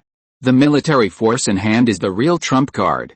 In order to achieve the effect in a short time, the Kleber territory can only become a large military camp that includes all the people in the territory. Green confirmed the development path that suits his territory and no longer hesitated. The Thorncore was established only a few days ago, and it was able to complete continuous volleys. It can be said that today's performance is very amazing. Emperor also showed his talent for leading troops. The Thorncore was under repair. Some spearwomen directly also triggered a chain reaction. Green didn't know how to describe it. Maybe it was too hot. Bareback? A piece of white. Green intuitively felt the body characteristics of the spearwomen in the Kleber territory. Strong and big. Following Green's sight, Emperor, who stood beside Green with a serious face, also noticed the situation. I don't know what he remembered, and his cheeks were dark red. Some spearwomen who noticed Green's gaze looked back carelessly and boldly straightened. If it was in the previous life, maybe Green would whistle and give a thumbs up. Lords need to pay attention to their image. This is the memory of Green's original mother's education. Green also agrees with this at this time. Moreover, giving a thumbs up does not mean praise in the Westeros continent.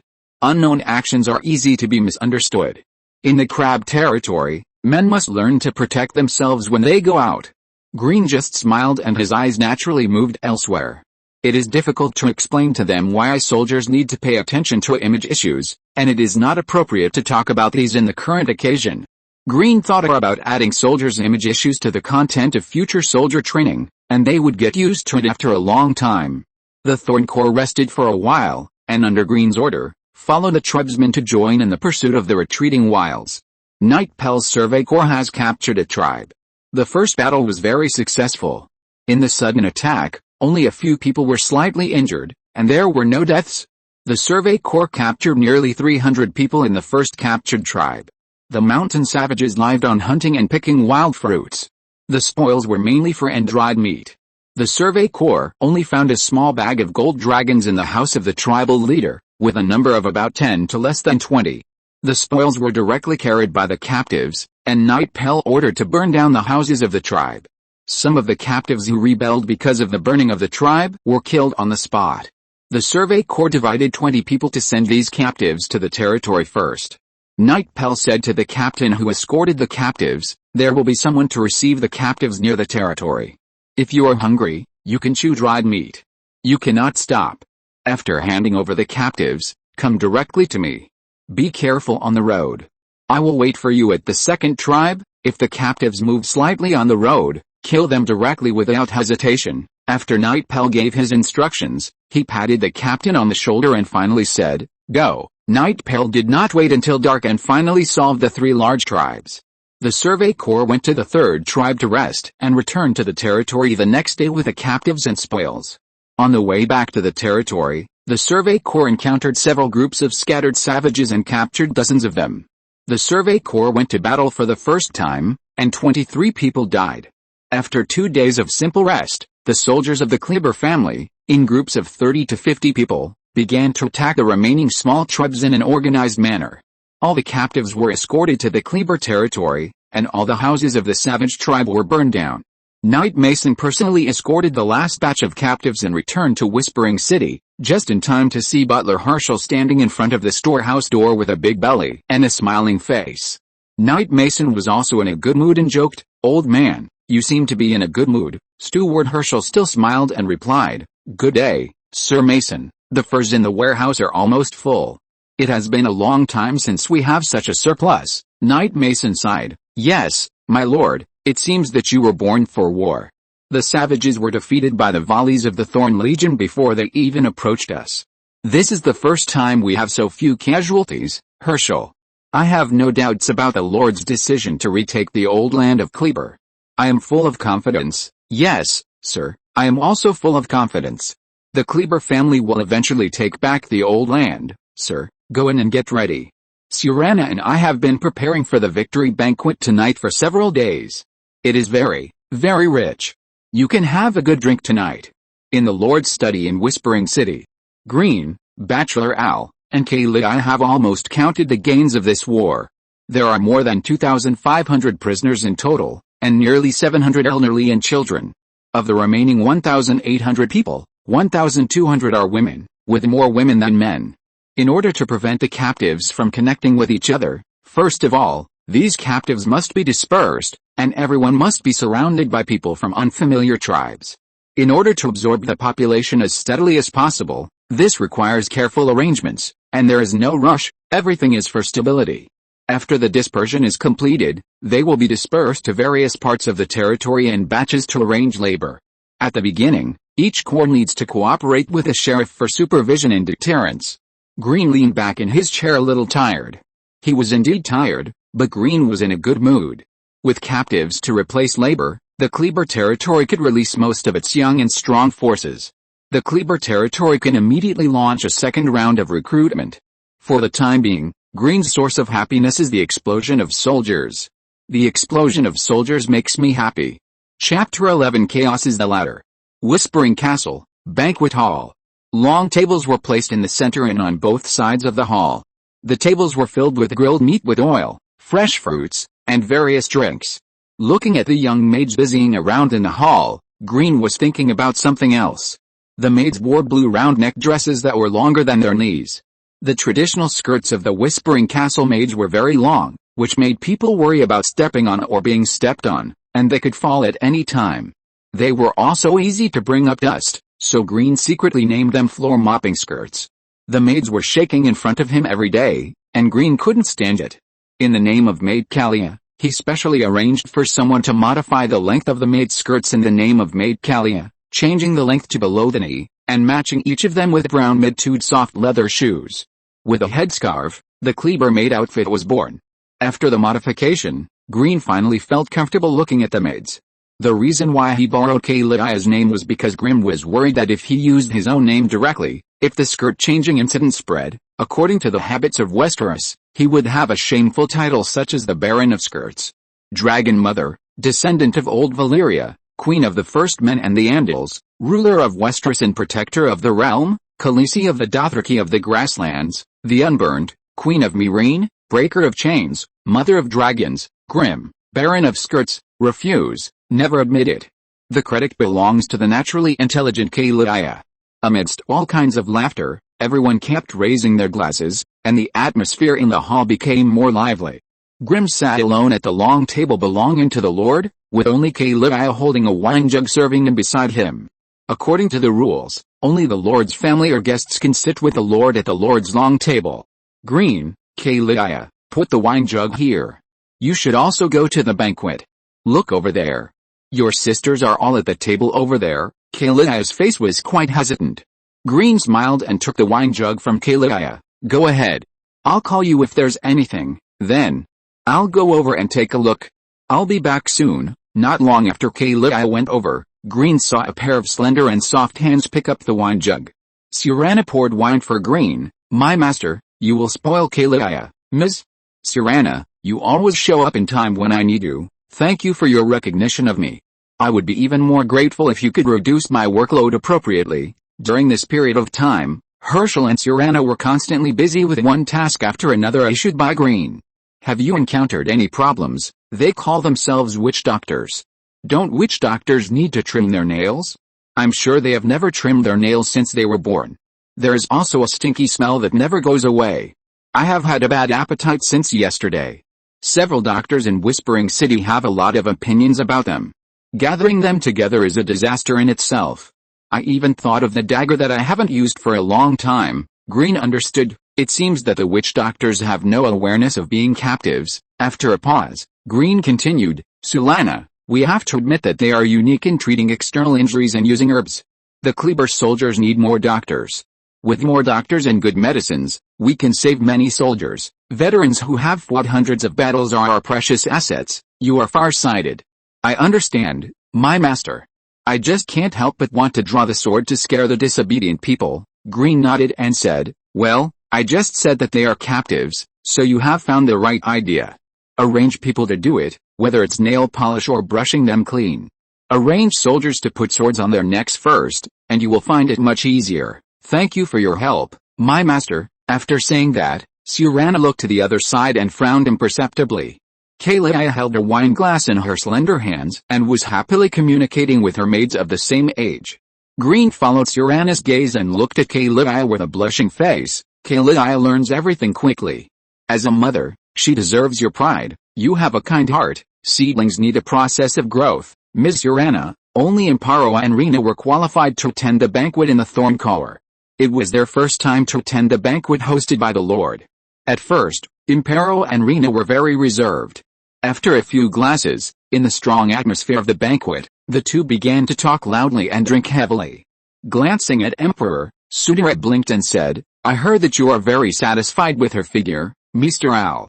Green laughed softly. Emperor is an upright warrior. Somewhere in King's Landing, in a dim room, Littlefinger Peter Baelish has a pair of gray-green eyes, gray hair, a thin figure, and a dark gray robe that is neatly worn, like a monk. Peter Baelish looked up with an elegant smile on his lips. Baron Green Crab, a very unfamiliar name. Yes, my lord, Her Majesty the Queen seems to be very interested in him. I've checked, he's 15 years old, and a half-wild noble from the Crab Claw Peninsula, a model loyal minister of Targaryen. Peter Baelish kept a beautiful arc at the corners of his mouth, his eyes calm. Don't rely on things floating on the outside. Anything that has not been verified is no longer credible. The magic of King's Landing is attracting the footsteps of ambitious people every moment. My lord, forgive my stupidity. Do you need to arrange for someone to investigate further? Peter Baelish shook his head slightly, and said, no special arrangements are needed. Since our queen has shown interest, the little guy will soon appear in King's Landing. There are no secrets in the Red Castle, Peter Baelish whispered. Chaos is the ladder to rise. 1 month later. Chapter 12 National Longbowman. A month later, the sky was clear blue and the sun was high.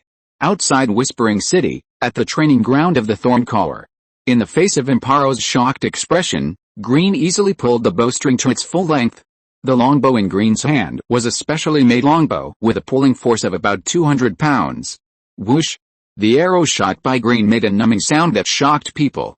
Lena opened her eyes wide in astonishment, the expression on her face froze, her mouth opened into a big O shape, and she stood there like a wooden man.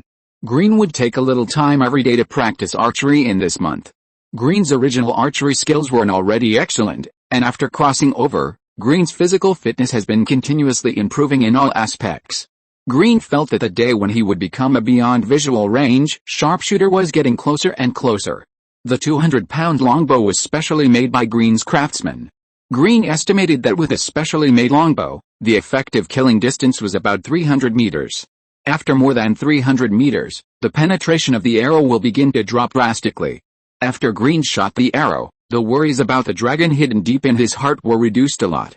Green knew very well how terrifying the flames of the dragon in the later period were.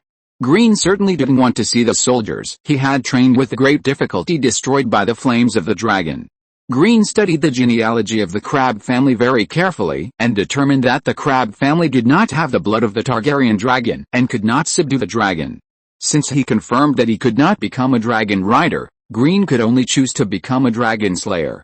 The rational Green would definitely find a way to avoid a direct conflict between his legion and the dragon. When it was unavoidable, Green himself would be the most dangerous dragon hunter except for the bulky dragon hunting crossbow. Green could tolerate the existence of the dragon, but when it threatened himself, he was ready to destroy it at any time. Start preparing now. The carpenter will continue to make bows with higher pulling force. As long as Green can use it flexibly alone, the greater the power, the more satisfied Green will be. Pa pa pa. Ouch! The people around applauded and cheered for the Lord's archery.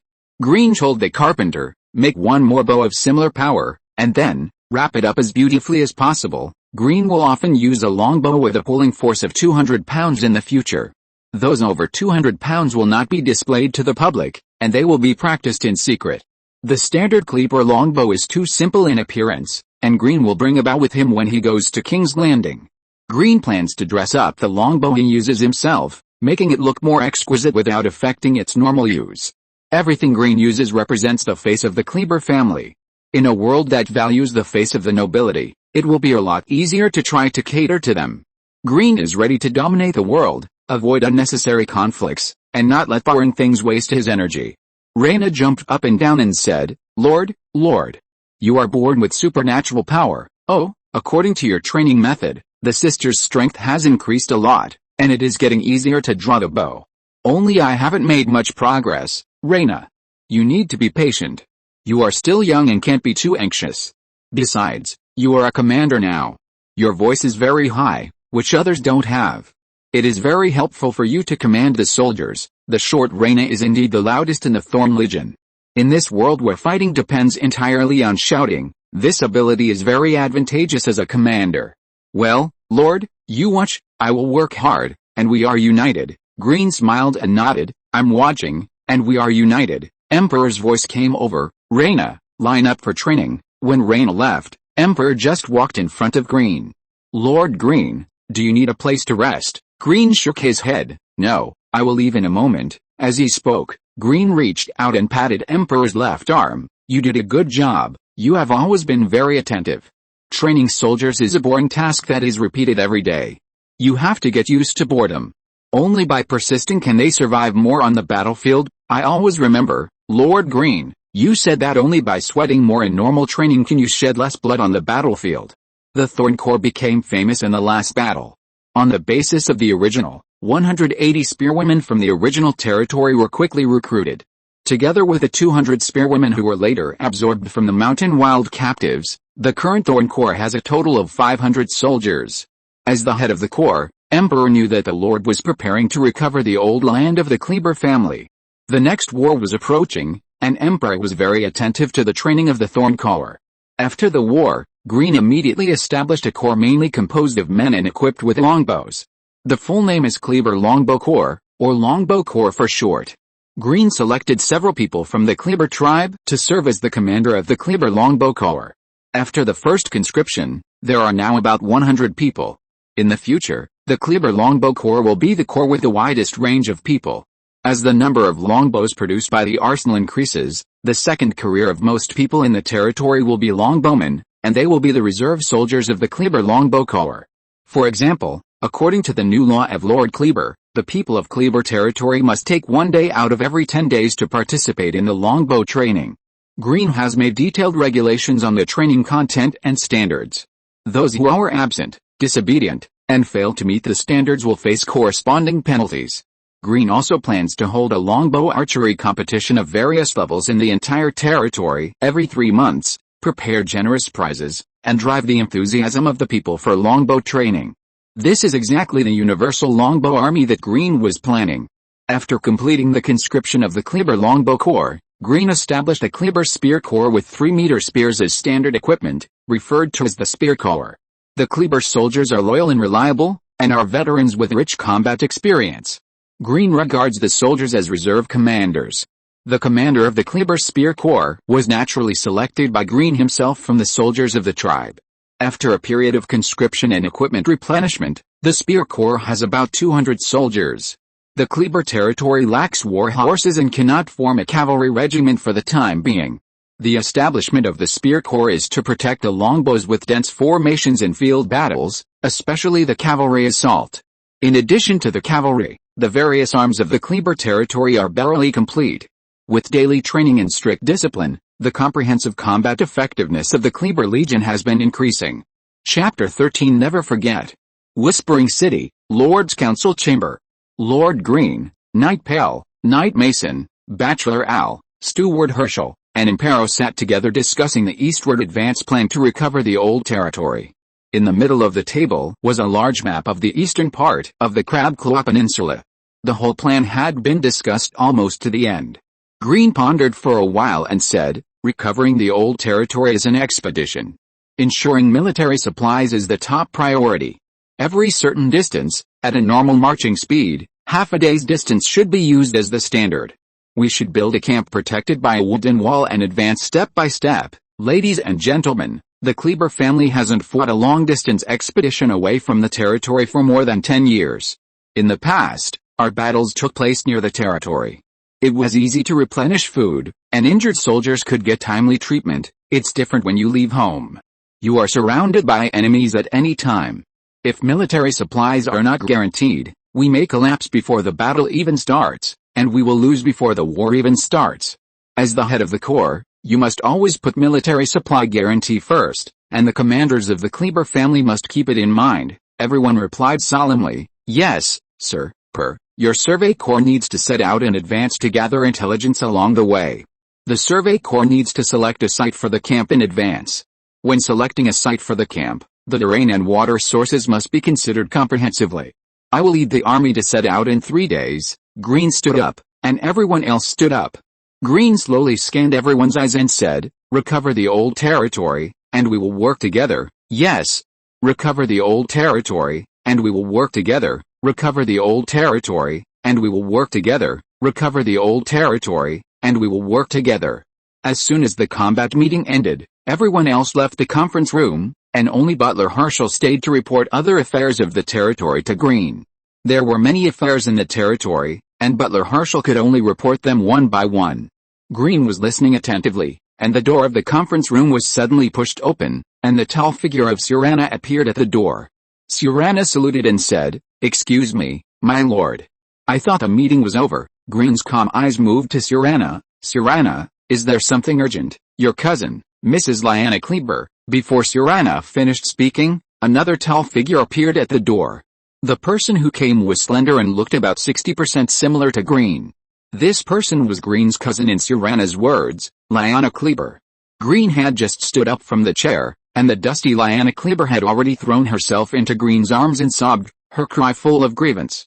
Green guessed in his mind what had happened, but did not speak. He just stretched out one hand to Lyanna's back and patted it gently, silently soothing Lyanna Kleber's emotions. After a long while, Cyrano came over and whispered a few words of comfort, helped Lyanna Kleber sit on the chair next to him, and picked up the wine glass to pour a glass of red wine for Lyanna. Green waited quietly for Lyanna to finish a large glass of red wine, then said, Lyanna, tell me why you are so sad. I am here. Lyanna's eyes were filled with tears. Washal wants to dissolve my marriage with him. Woo woo woo. Washal's full name is Washal Meeker, a merchant in Seagull Town in the Vale.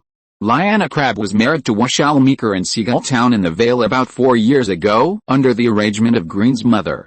How could Lyanna, a noble, marry a merchant? After the War of the Usurper, the King's Hand and the Duke of the Vale, John Arryn, did not relax his suppression of the Crab Claw Peninsula, a loyal minister of the Dragon family, and the forces in the Vale naturally followed suit. Green's mother struggled to maintain the suppressed Crab family.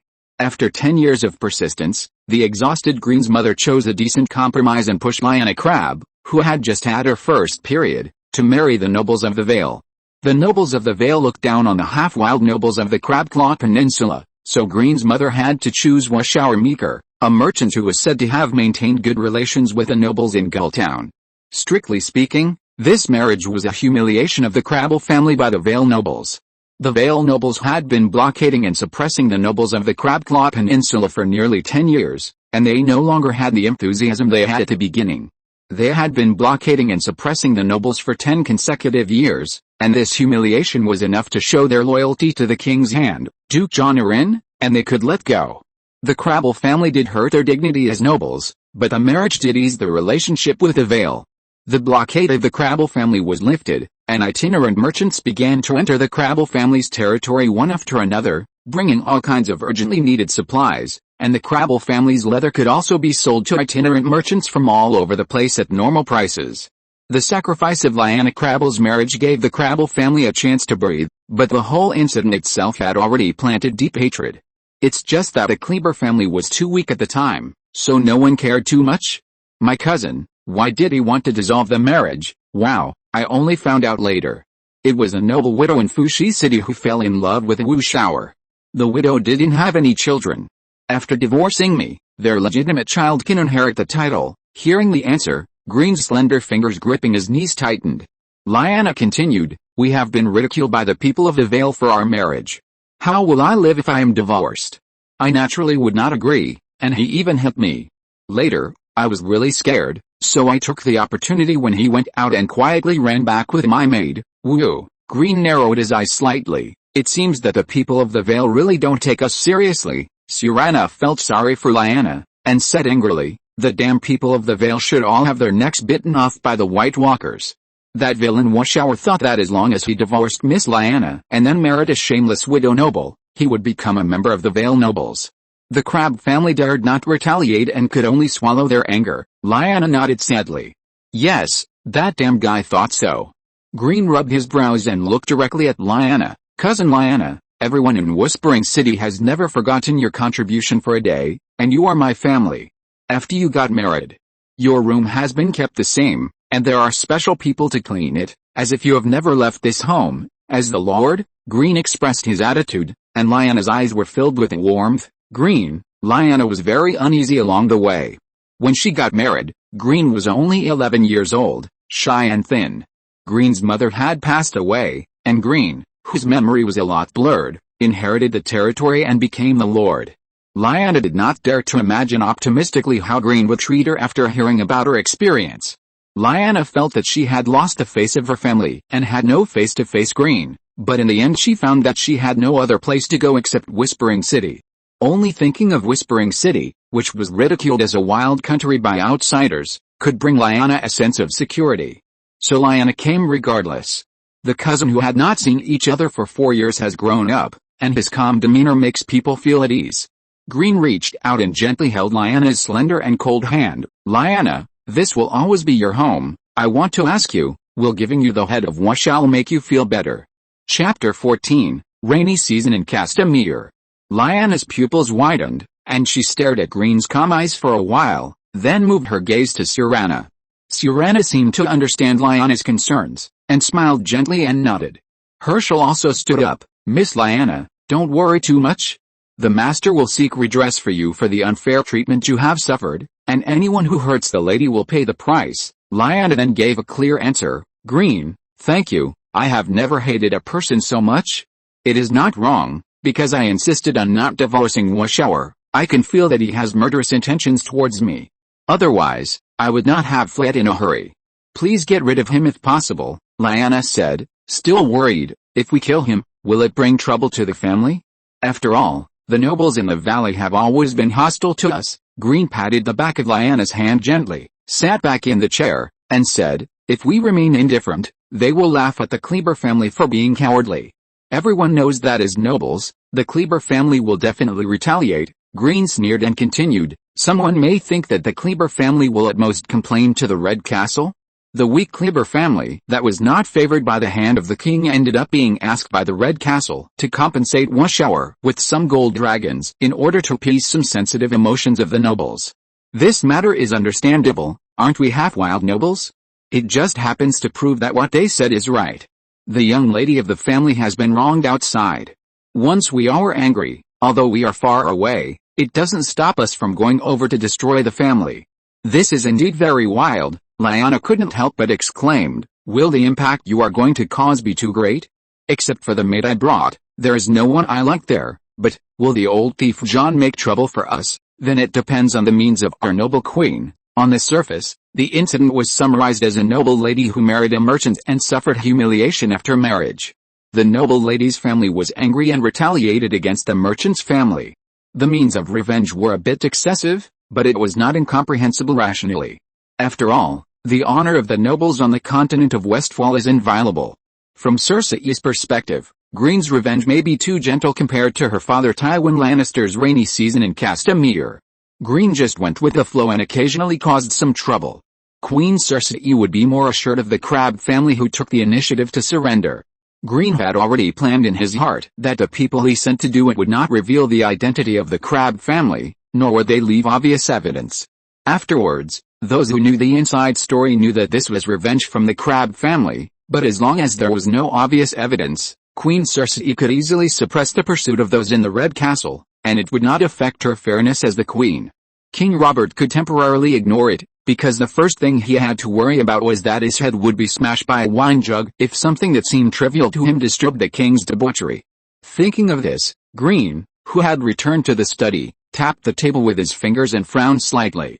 According to the habits of the Westeros continent, such secret revenge, although the means were fierce enough, might still be ridiculed.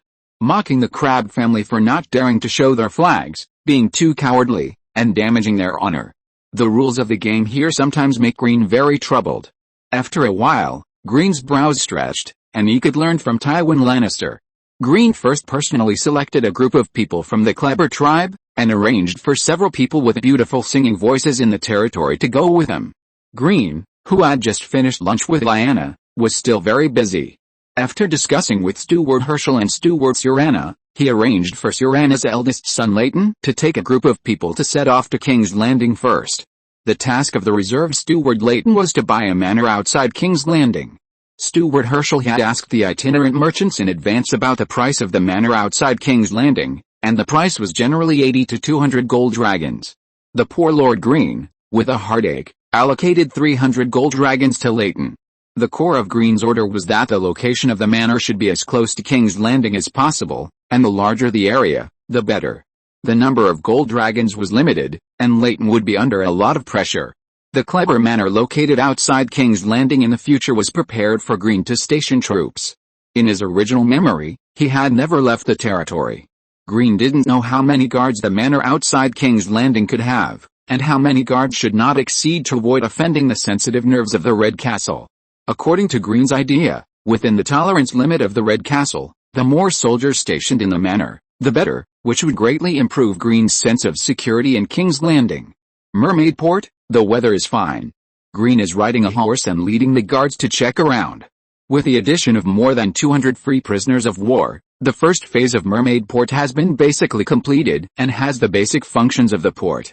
The construction of the first phase is to enable the Mermaid Port to start operation in a short period of time.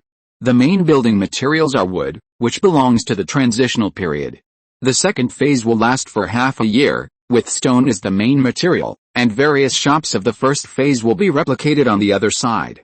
After completion, it will directly replace the functions of the first phase buildings. The third phase will follow. The tasks of the third phase are mainly two, and the time cycle is planned on an annual basis. The first task is to add new buildings to the port according to specific needs, and continue to expand and improve the Mermaid Port. The second task is to beautify the completed buildings from the outside to the inside, with exquisite carvings as the main feature. Green attaches great importance to the defense of Mermaid Harbor, and does not want the Mermaid Harbor that he has worked so hard to build to be destroyed by a few waves of pirates. A strong defense force can attract more people to Mermaid Harbor. The garrison corps temporarily responsible for the protection of Mermaid Harbor consists of more than 100 villagers from the original fishing village, and is trained and commanded by 2 veterans selected from the Clever tribe. Green will not ignore the issue of sanitation management. Green does not want the charming Mermaid Harbor to stink everywhere. And there are already special people to supervise the public health management of Mermaid Harbor. Standing on the beach, looking at the endless blue, Green has no intention of appreciating it. Kleber's long-range crossbow has not yet been made, and Mermaid Harbor does not have shore-based long-range defense weapons to guard against attacks from the sea. The current Mermaid Harbor is guarded on the sea by several small fishing boats that were originally modified from the fishing village. It was definitely not possible to fight in the open sea. A few small fishing boats could capsize in a slightly stronger wave. They dared not go out in bad weather. Green's territory did not have the technology to build large ocean-going warships. If he bought them from outside, the starting price of 1,000 gold dragons would have directly repelled the poor Green Lord. Green had to give up his dream of becoming a shipping king temporarily and decided to pay the merchant's ship honestly and in accordance with the rules before going out to sea. If you're listening to this novel on a channel other than Fanfic World, it means they downloaded and uploaded it without effort.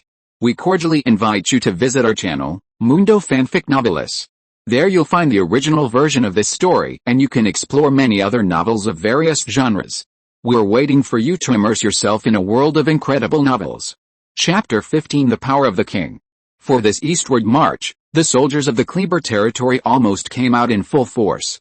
100 Kleber tribe soldiers, 400 Thorn soldiers, 100 Kleber longbow soldiers, 200 Kleber spear soldiers, a total of 800 combat soldiers, plus 300 auxiliary soldiers responsible for military supplies, a total of 1,100 people. For the Kleber territory, there has not been such a large-scale expedition in more than 10 years. Lord Green could clearly feel the excitement of the people. Under the order of the Lord, Steward Herschel collected as much dried meat as possible in the territory. After the arrangement was completed, the Kleber Legion marched eastward. The fourth day of the march was the first encounter after the eastward march. After a month of continuous training, Kleber's longbowmen became more mature, and several rounds of volleys directly defeated the attack of 500 mountain savages. When it was close to dusk that day, several veteran tribesmen finally broke out. The continuous marches were exhausting. Even after winning the battle today, there was still no wine, no women in the camp, and no prisoners were allowed to touch. It was not that he was disloyal to the Lord, but that too many habits had suddenly changed. Negative emotions such as unhappiness, dissatisfaction, and depression, coupled with his own bad temper, finally broke out. The noisy few people would not understand that this behavior might bring chaos to the camp. Military orders are like mountains. Green knew that kindness was not good for the army. In order to change the bad habits that affected combat as soon as possible, the discipline requirements for the soldiers would only be stricter. Green, who noticed the movement outside, walked out of the tent with a whip in his hand and quickly got on the horse. On the way, he grabbed a soldier's spear and threw it at the tribe soldier who was shouting the loudest without hesitation. With a whoosh, the spear went through the tribe soldier's chest and out from his back. The power attached to the spear made the whole person fly several meters away. Finally, the spear with the person was deeply inserted into the ground, and the tail of the spear was still shaking. The soldiers gathered nearby felt their breathing stagnate, and suddenly quieted down. Only the slow and rhythmic sound of horse hooves remained in their ears. Green shook the reins slightly, and the horse under his crotch shook its head and walked slowly in the crowd with a squeak. Green's calm eyes swept over the crowd, as if the pressure of a mountain was pressing down heavily. The soldiers could not help but kneel down on the ground one by one in front of Green. Green's voice was much higher than usual. I told you that you can't gather and make noise in the camp. Look at me, look at your lord. If you dare to disobey the laws I issued, it is an offense to the Lord. There is only one result for offending the Lord, death. The people of the Kleber territory in the relatively closed Crab Claw Peninsula are indeed backward in civilization. Why did Green change the reason that he defined as a bad habit? No one could understand it even if he said it, and he might be confused if he said too much. If they can't understand, there's no need to explain it painstakingly. The only thing to do is to let the soldiers remember with their bodies that the Lord's orders cannot be disobeyed. I repeat, crab soldiers, as long as we are in war. There is no wine, no women, only obey the orders in wartime. If you win the war, I will reward you greatly, reward your bravery, and reward you for abiding by the orders. Farmland, houses, food, and wine. Green pointed the whip at the soldiers closest to him and said, you stand up and answer. The few people who were pointed at stood up trembling. Answer me, do you understand? Can you obey the orders? Several people answered, yes, I can do it, I promise. Green pointed to another place and asked the same question. Louder, didn't I let you eat enough? Shout for me, obey the Lord's orders, obey the Lord's orders, obey the Lord's orders, obey the Lord's orders. The shouts of the soldiers became more and more consistent, and the sound waves were higher and higher. Green was originally indifferent, but finally a smile appeared on his expressionless face. Green ordered the soldiers to add meat to their dinner. The soldiers, who had just expressed their determination to the Lord at the top of their voices, cheered again despite the pain in their throats. As the Kleber soldiers advanced, the mountain savage tribe finally realized that the Kleber soldiers were not a force that one tribe could face, and several large tribes formed a coalition in a hurry. More than 3,000 mountain tribe coalition forces gathered all over the mountains on the opposite side. The Kleber Spear Corps formed a three-layer defense formation in an orderly manner with neat slogans. The Kleber soldiers were divided into two groups of 50 people, each close to the two sides of the Spear Corps formation. Behind the defense formation were the Thorn Corps and the Kleber Longbow Corps, a total of 500 people. The savage horns sounded and launched a charge. Each of the Kleber longbowmen carried 40 arrows. The more than 3,000 mountain barbarians who launched the attack entered the effective range of the longbows 200 yards away. They were about to face the baptism of a rain of arrows. In Whispering City, the two Seven Gods monks who took the initiative to ask to accompany the army stared at the battlefield, their hearts were extremely shocked. This is no longer a war on the same level. Yes, if Crab's archers reach 10,000, they will be unmatched. After more than a decade of silence, this family is about to rise under the leadership of the young lord. If there is no intervention from external forces, the entire Crab Claw Peninsula will fall into his pocket sooner or later. Have you decided to intervene? If you have decided, I will contact the Archbishop of King's Landing as soon as possible. Perhaps, we can try to contact Duke John, the Hand of the King directly. He may care more about this place, but I would like to make a bold suggestion once. Crab Claw Peninsula is the land of the ancestors. They never trust outsiders. The old gods here are deeply rooted. The young lord is more willing to support us. He needs a stable rule after the war and hopes for the blessing of the seven gods. He has conditions. Oh? What else can we do as monks besides bringing divine light to the suffering people in the world? Is it the pitiful few copper stars in the pockets of poor monks? You misunderstood. It's not copper stars, let alone gold dragons. What he wants is the power to appoint and dismiss the bishops of the territory. This is the power of the king. The cheese is really tempting. If we get the support of the young lord, the entire Crab Claw Peninsula will fall into the arms of the seven gods. This is a great achievement and will create a new chapter in the history of our religion. This is really a proposal that is hard to refuse. Chapter 16, Terror Cavern. Under the dense rain of arrows from Kleber's longbows, the coalition army of the wildlings did not even touch the square formation of Kleber's spearmen and began to retreat. The mountain wind was very cold and stung the skin. The air was filled with the smell of blood, and the wailing was endless. The killing continued. One of Kleber's tribesmen caught up with a fleeing mountain wildling. The tribesman tightly grasped the longsword in his hand, and with a puff, he stabbed it hard into the mountain wildling's armpit. The longsword pierced the wildling's ribs and stabbed into the heart. When the tribesman pulled out the longsword, warm blood spurted out. Knight Mason bravely rushed to the front line. Facing a mountain wildling's spear rushing towards him, he easily dodged sideways, took the opportunity to clamp the spear's shaft with one hand, and swung the longsword swiftly, chopping off the wildling's head with one blow. Kleber's longbowmen were divided into groups of 20 to 30 people, cooperating in strangulation.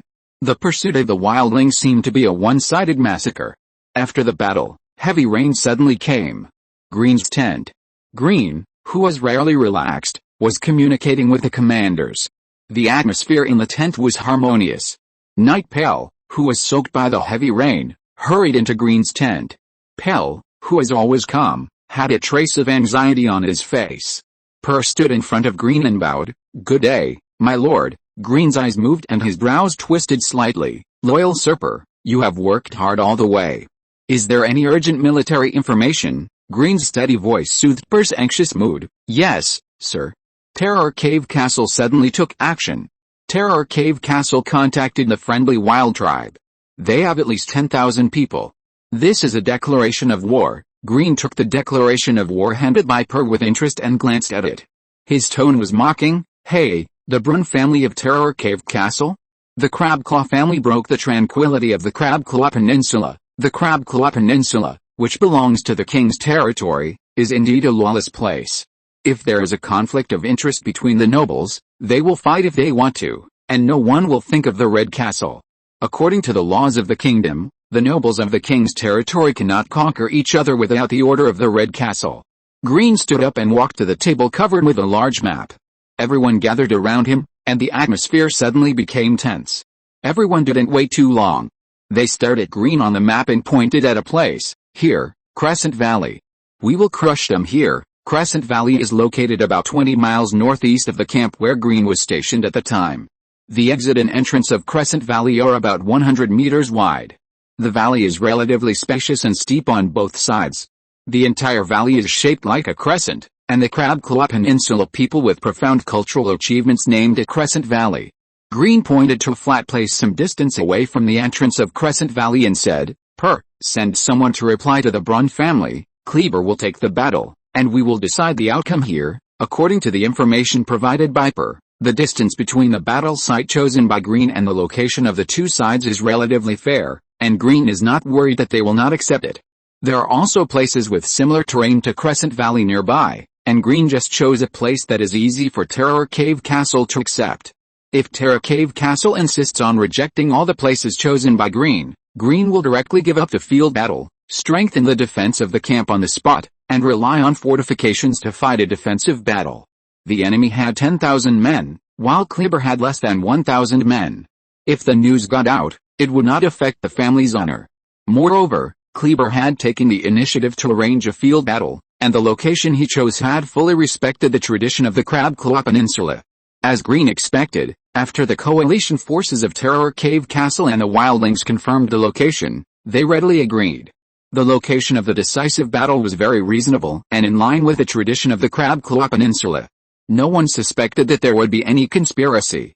Although he laughed at Green's youth and arrogance, he still admired his courage to fight. This was very Crab Claw Peninsula. 3 days later, at the agreed time, Green led Amparo to lead the tribe soldiers, and the auxiliary soldiers and Kleber soldiers disguised as surrendered prisoners arrived at the agreed battle location. Among the black formation of wildlings, the flag showing the emblem of the Braun family of Terror Cave Castle was particularly conspicuous. Green observed that under the Braun family flag, there were about 200 soldiers in a neat square formation compared to the surrounding wildlings. The soldiers of the Braun family had about 50 sets of iron armor and 20 war horses, which was richer than the Kleber family.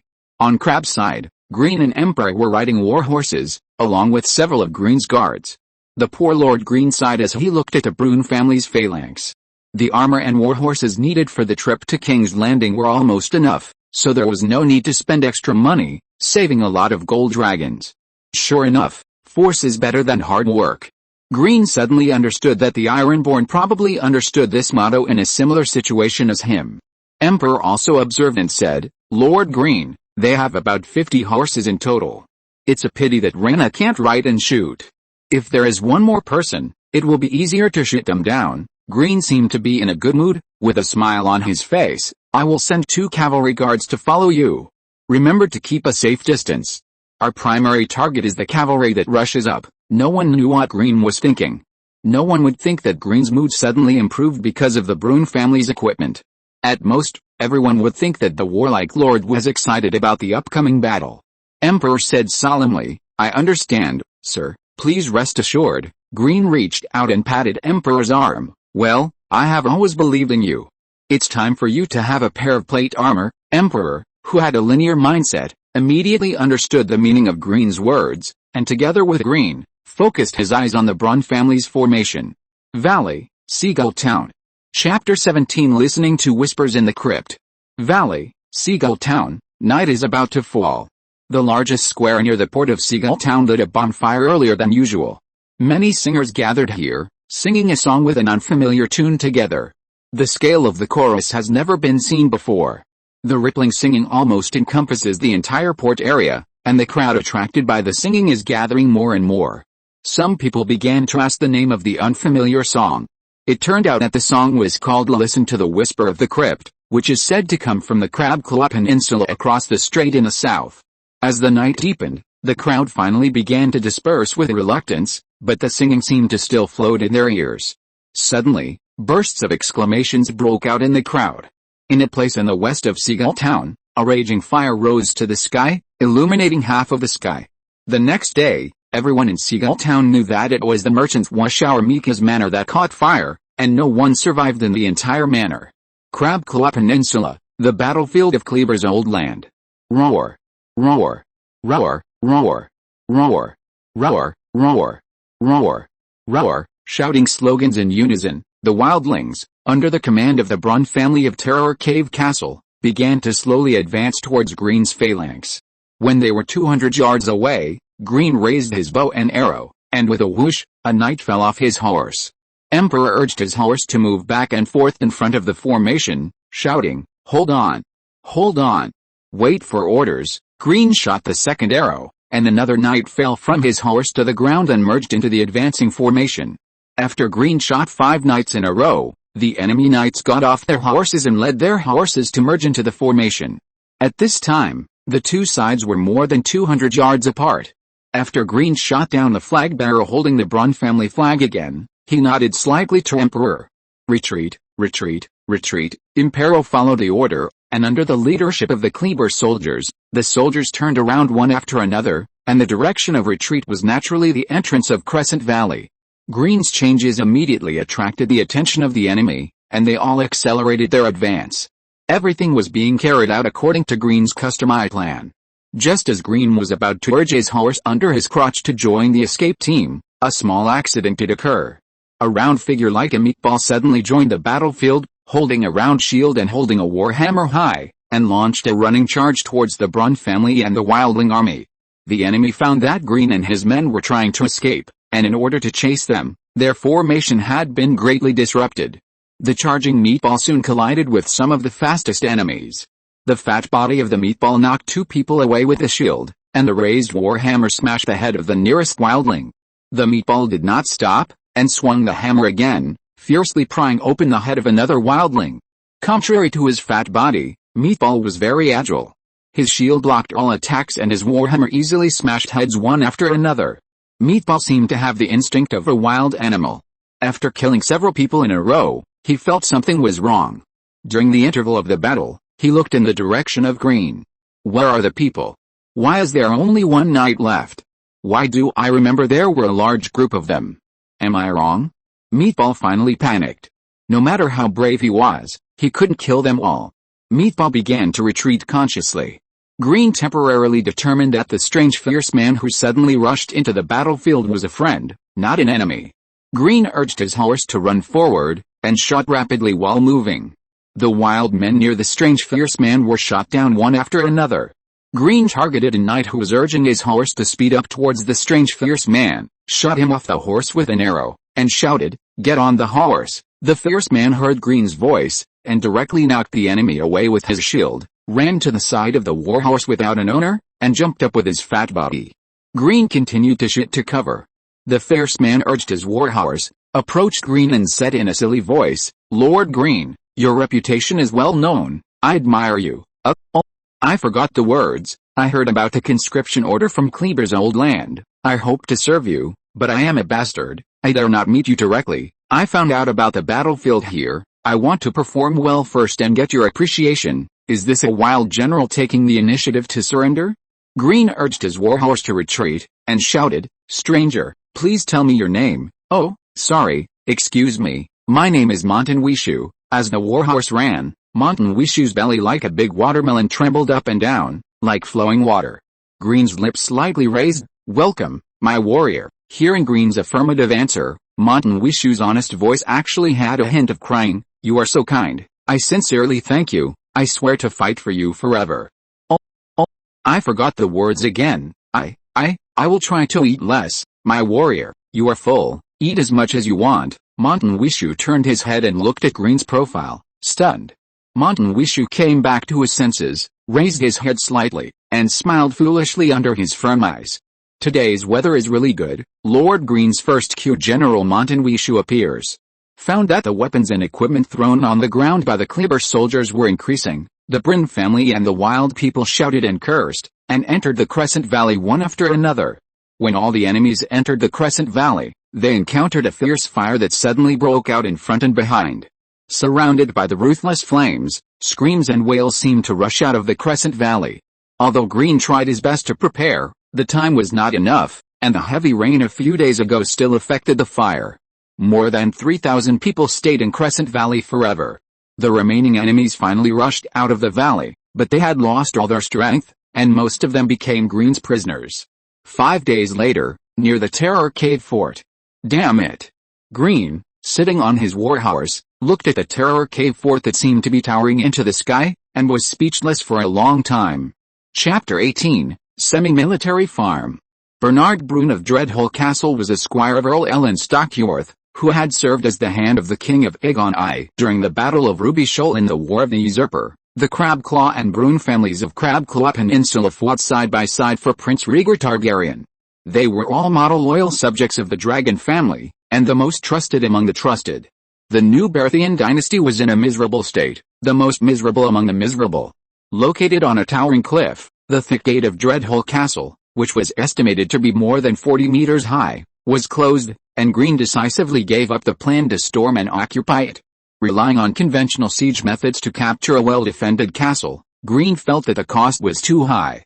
Siege warfare is inevitable on the road to hegemony. Without dragons, Green needs to prepare more unconventional means and methods of siege. Green is not prepared for the siege of Dreadhole Castle now. If there is a chance, he will take advantage of it, and if there is no chance, he will decisively give up. Green comforted himself, they were all poor lords, why should the poor make things difficult for the poor? When someone dares to challenge you, you should resolutely respond with iron and blood. When they kneel down and surrender, you should personally help them up, otherwise no one will be willing to surrender. Recalling the words in his memory, he said to Knight Mason, "Mason, it's up to you next time. The ransom for the captives of the Brun family will be paid according to the previous rules. Considering that they once fought side by side with the Targaryens, we will bypass them this time and warn them that there will be no next time." Mason nodded and accepted the order. Green quietly instructed Nightper, "Leave the captives to Amparo for escort, and your survey corps will stay to continue to fight against the wildling tribes, especially those who are friendly with the Brun family. Just like last time, destroy the tribe settlements and migrate the population out. The old land of Kleber needs a large number of farmers. Knight Mason will be responsible for implementing the semi-military camp-style farm planned by Green in the newly recovered old land of Kleber. As time goes by, Kleber's semi-military camp-style farms will cover all the arable land in the eastern part of the Crab Claw Peninsula."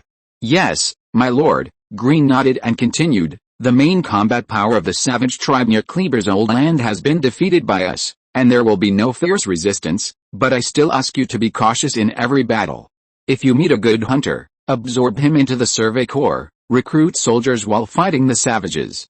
This is a rare opportunity to train troops. My lord, I will follow your orders." The Brun family, Green shook the reins, and the horse under his crotch walked to the other side. Nightper urged his horse to follow. Green and Per were riding side by side on horseback. "Per, communicating with you always makes me feel relaxed. Yes, although we lost this time, the Brun family will not surrender to me. For a period of time, there will be no force in Kleber's old land that can threaten Kleber. It's just right for us to digest the results of the battle. At the same time, except for the 20 war horses I selected to take back, I will allocate all the remaining horses to you. The survey corps needs speed more." Green turned his head and glanced at the Terror Cave Castle again. "Kleber's pace cannot stop. We need to keep looting to feed the population of the new and old territories. We are expanding too fast, and farmland can't supply too many people. The only nobles in the eastern Crab Claw Peninsula that can cause us trouble are the Brun family. This is something I cannot tolerate. One Kleber is enough for the owner of the eastern Crab Claw Peninsula. Mason will stay and be responsible for the development of the old land. I will order him to cooperate with your conquest. Start with the savage tribes that are friendly with the Brun family. I want you to blockade the Brun family and make it difficult for them to move until they surrender or disappear." A smile appeared on Green's lips and he patted Per's shoulder. "I'm about to leave for King's Landing. I can't be in two places at once, so I can only rely on you.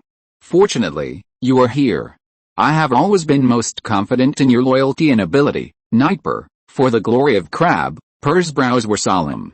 He put his palms on his chest and nodded in salute. "My sword will always be at your service." Montan Wishu was carrying a large round shield on his back, with a warhammer on his waist, and was chewing on a smoked sausage. Rena on the side said helplessly, "Meng Pang, don't you know how to be full? Why are you always eating?" Mengtan Wishu replied naively, I'm afraid of being hungry. I always felt hungry before, but now I'm much better. Since I follow the adults, I'm no longer hungry. Rena rolled her beautiful eyes at Mengtan. You've never been full and yet you're so fat? Mengtan Wishu scratched the back of his head. Rena's eyes turned slightly cunningly. Meng Pang, if you keep eating like this, you'll eat too much and be careful to be punished by the Lord? Mengtan widened his eyes that seemed to lack wisdom. This. I know I have a big appetite. How about I take the initiative to find the adults and confess my guilt? Rena sneered at first, and couldn't help laughing while holding her stomach, which made Mengtan even more confused for a moment. Fortunately, Green's voice came in time. Montan, Rena was joking with you. Green walked over and patted Rena's head. He will take it seriously. Rena squatted down with her hands holding her head in her hands while screaming in pain. Green looked at his palms calmly.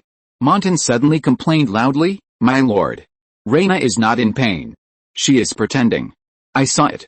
She just laughed secretly. I saw it. Montan Wishu has a beast-like intuition.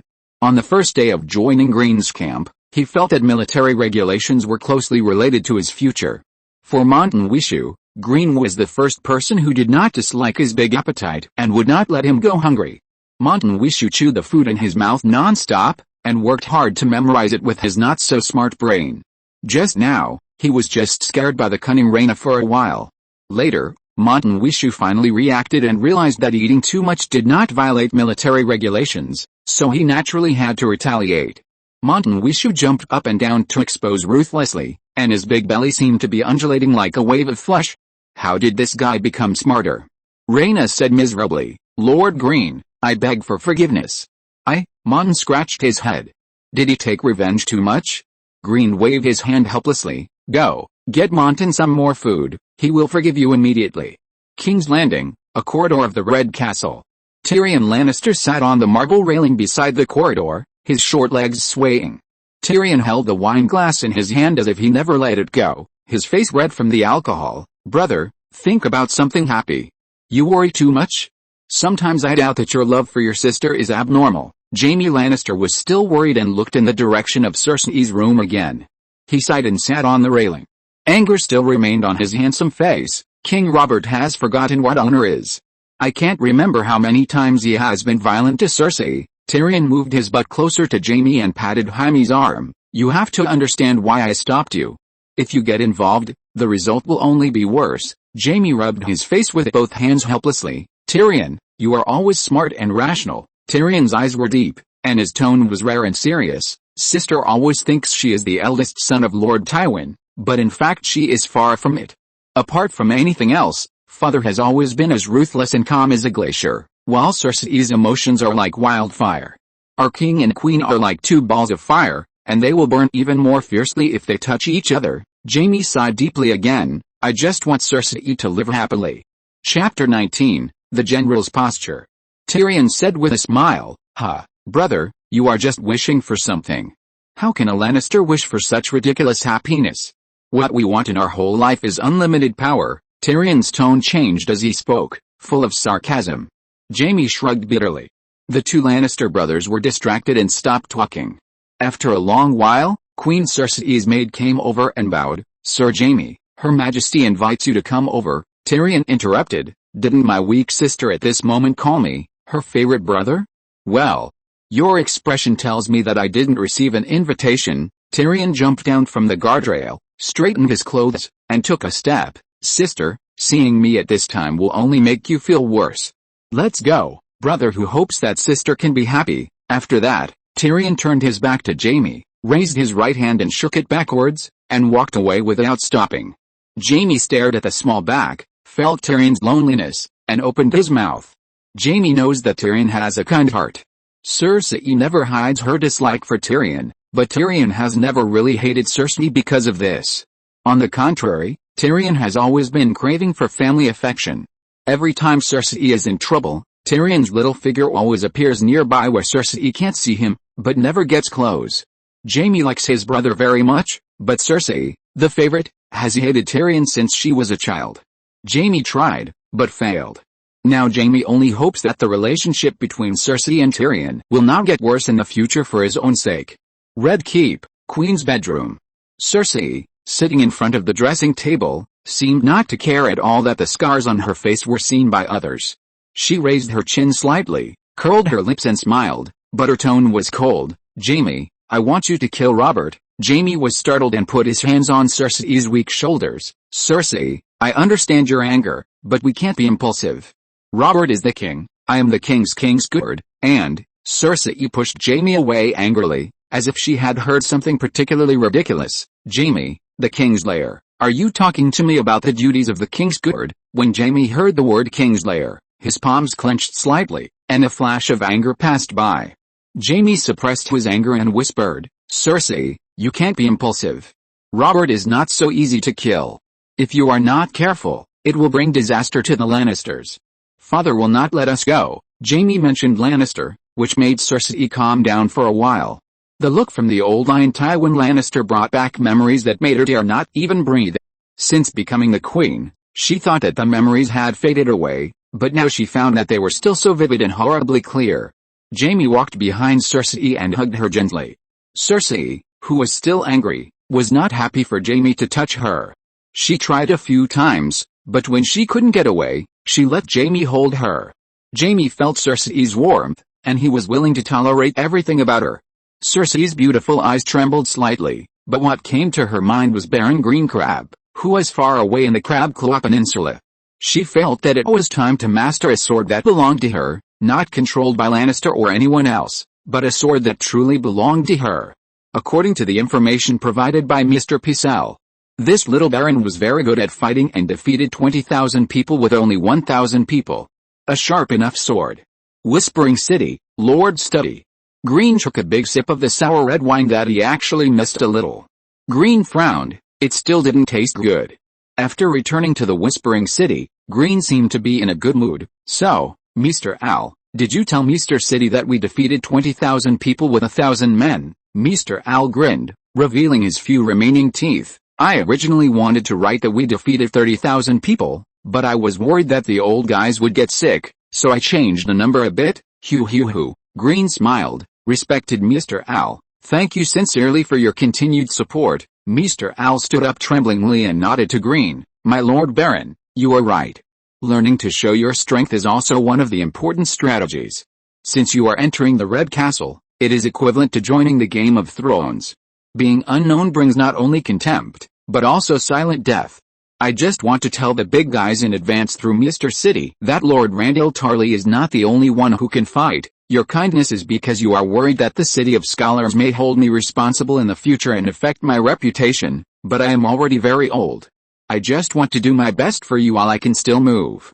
You and the City of Scholars, I will always be loyal to you. Mr. Al blinked. You have shown strong military capabilities to the outside world, and I don't have to worry that you may have to climb into the beds of noble ladies for our territory. Green smiled.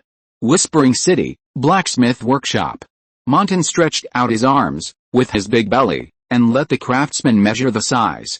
After taking the measurements, the blacksmith said respectfully, Lord Montan is very strong, so he will need about 2.5 sets of plate armor. Herschel, how long will it take to make a complete set of plate armor? Lord Steward, if we have enough manpower, it can be completed in 2 months. Steward Herschel pondered for a while, and supported his belly, which was much smaller than Montan's, with both hands. Lord Green will leave in a week at the latest, and Montan will accompany him. Plate armor, let's make a breastplate for Montan first, and at the same time arrange for someone to dismantle the existing chainmail and transform it into a set that suits Montan's size. I'll give you 5 days. Chapter 20 Power granted by blood. 50 clan soldiers and attendants, 30 war horses, 3 doctors, 3 grooms, 1 barber, and 3 maids. The above is the size of Green's team for the Red Castle. The manager of the entourage is Steward Sirana. The total cost of the merchant ship to the Red Castle is 52 gold dragons. Steward Herschel and the merchants agreed to pay with furs of equal value. Not having to pay gold dragons directly comforted Green a little. Green couldn't help but sigh that if he had the strength, he would still prepare his own ocean-going ship. On average, there are 1 to 2 merchant ships docked in the Mermaid Port every day. Unlike the Depression at the beginning, it finally looks like a port. Green has arranged everything that can be arranged, and the rest needs to be accumulated slowly over time. My master, Steward Herschel and several merchants have found out that the unit price of buying Unsullied in Astapor is 100 gold dragons, and this is the price without taking the transportation cost into account. Unsullied? Green remembered that he had given Butler Herschel a chance to ask the merchants he was close to about the price of the Unsullied. Green was no longer as enthusiastic about the Unsullied as he was at the beginning. After the war, Crab's assimilation of the mountain savages was much smoother than he had imagined. Green was very satisfied with the mountain savages that he bought for free. They were fierce and strong, and they were warriors if they were given weapons. After Green fed them well and clothed them warmly, their loyalty was also very high. After training and strengthening discipline, they were all strong soldiers. The unit price was 100 gold dragons, and the total price of 10 Unsullied was 1,000 gold dragons. If there were 100 of them, the future dragon mother directly subdued 8,000 Unsullied with one bait, which was equivalent to 800,000 gold dragons. Hiss. It didn't take much effort to get the treasury of several large cities in the Free Cities. Hiss. Thinking of this, Green, who was too envious, actually felt a little jealous. The Crab family had shed blood for the Dragon family. The Crab family is a model of loyalty to the Dragon family. After the War of the Usurper, the Crab family has not had a good day and has been suppressed by the Red Keep for more than 10 years. At the right time, Green thought he could plan to scam the Golden Dragon from the Dragon Queen to comfort his wounded heart. Well, I see, Cyrana. How is Lyanna recently? After the news from Seagull Town came, Miss Lyanna locked herself in the house for a whole day. After that, Miss Lyanna has been in good condition. I can feel that she is very safe here and she trusts you very much. You should pay more attention to her. I am not as careful as you. Also, pay more attention to her emotional issues. Cyrana lowered his chin, his eyes trembling slightly. My master, I will arrange someone and report to you in time. Hearing Cyrana's answer, Green raised his eyebrows and turned his gaze from the sea to Cyrana. Cyrana, thank you for understanding my painstaking efforts. The Kleber family now only has my cousin Lyanna, and Lyanna is too kind in her heart, which is a virtue worthy of praise, but it is also easy to be used by people with ulterior motives, especially emotional issues. Green's gaze turned back to the vast sea and he sighed softly. You have watched Lyanna grow up since she was a child. I know you have always liked her. You don't have to worry too much. I am a lord, and as a lord I have responsibilities that I must bear, but I will try my best to make Lyanna safe and happy in the future. Cyrana looked up and pursed her lips. In fact, you should let Miss Lyanna sign a document to give up her inheritance rights to the Crab family. This is a greater protection for her. I wanted to advise you about this, but then I was worried that you didn't have any offspring, so I hesitated again. Others say that I am too rational, but I know myself well. I am hesitant in many cases. Green's right thumb moved against his index finger. Ms. Cyrana, in my heart, you are like my family. In front of me, you can always give advice with confidence, and leave the decision to me. You shouldn't worry about it. As for the issue of cousin Lyanna's inheritance rights, I hope she can get her own love. Yes, my lord. King's Landing, Red Keep, Prime Minister's Tower.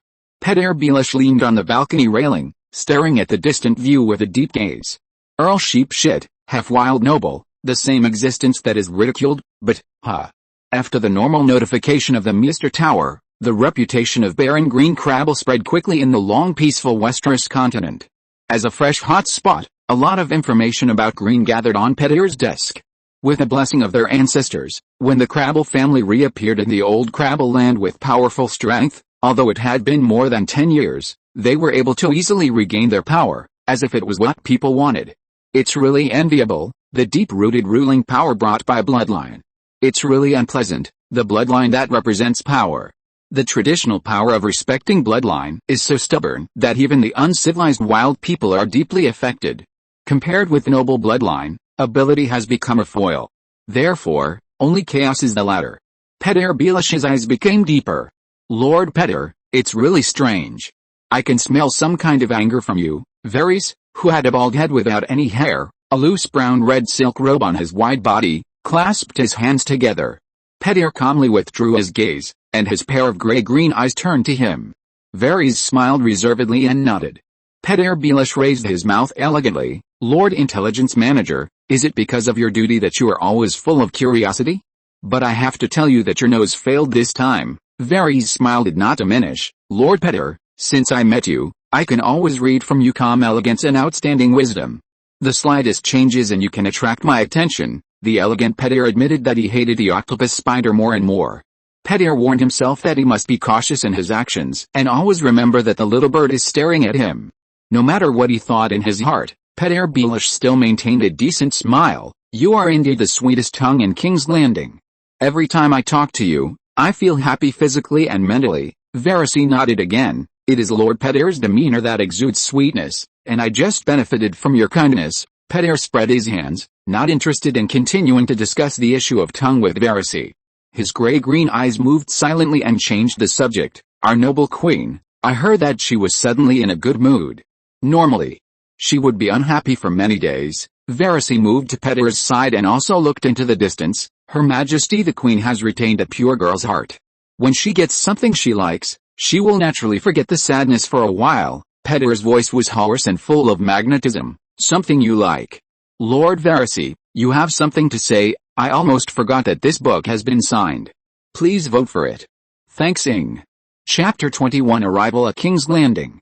Varys clasped his hands and said, "My queen, who has always been willful, if you bring a brave baron with you, we can quietly enjoy the rare drama in King's Landing." Petyr Baelish's eyes moved. "My Lord Chief of Intelligence, you seem to be worried about something. As long as King Robert sits firmly on the Iron Throne, nothing out of control will happen.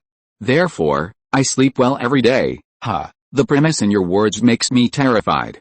With only money to accompany me every day, I am increasingly worried about accidents, because I will not sleep well tonight because of you." Varys nodded and apologized. "I'm so sorry, Lord Treasurer. I was just expressing my feelings about the current situation in King's Landing, and unexpectedly made you feel uneasy. My tongue has lost its sweetness and exudes uneasiness." Petyr Baelish instinctively felt the danger of Varys, a danger that he had never paid special attention to before. Petyr Baelish secretly pondered the hidden purpose in Varys' words, but he didn't show it on his face. "Well, it was just a joke. Unfortunately, I'm not humorous enough. I still have to wait for the audience of Lord Arryn. Good day." Petyr Baelish smiled elegantly on his face and said goodbye to Varys. The thoughts of this rootless man are the most unpredictable.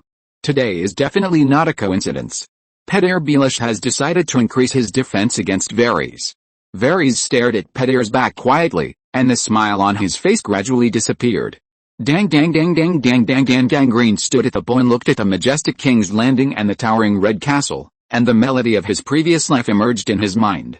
After 3 days and 2 nights of sailing, King's Landing was in sight. Many people in the team became seasick, and the 3 doctors of Crab were busy all the way. The most time-saving and labor-saving way to transport soldiers from Whispering City to King's Landing is by sea. If you take the land route, you need to pass through too many territories, which is time-consuming and labor-intensive. The soldiers are prone to seasickness on a large scale when they go out to sea for the first time. In order not to affect the combat effectiveness of the soldiers in the future, these need to be adapted in advance. It will take some time to consolidate the eastern part of the Crab Claw Peninsula.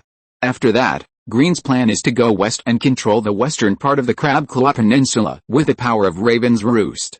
It is best to operate the identity of Guardian of Crab Claw Peninsula first, so that Green's westward advance will be justified.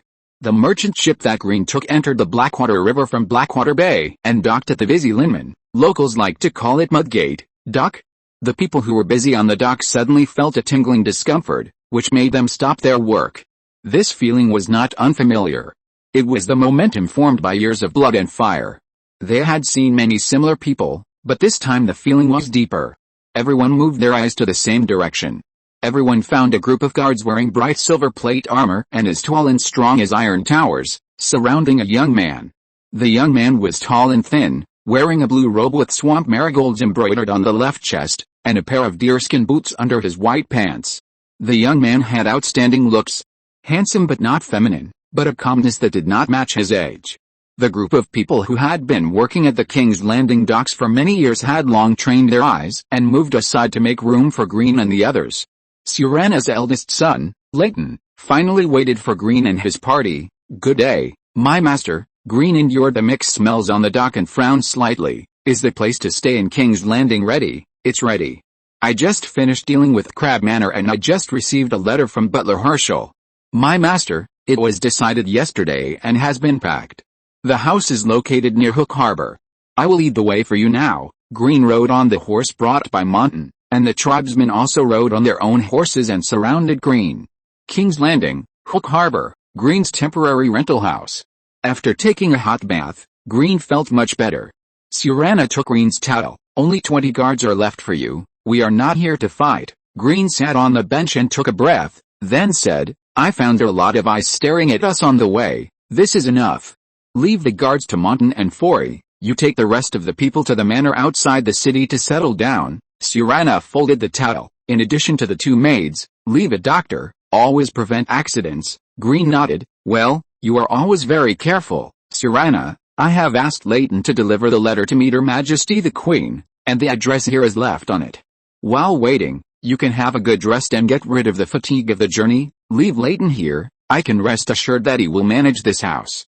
In the evening, Gouport, Night Tavern. Green sat alone at the table to have dinner, and Monton and others sat nearby to eat heartily. After resting for most of the day, the appetite affected by the days of sailing finally improved a lot. The door of the tavern was opened again, and a short figure walked in.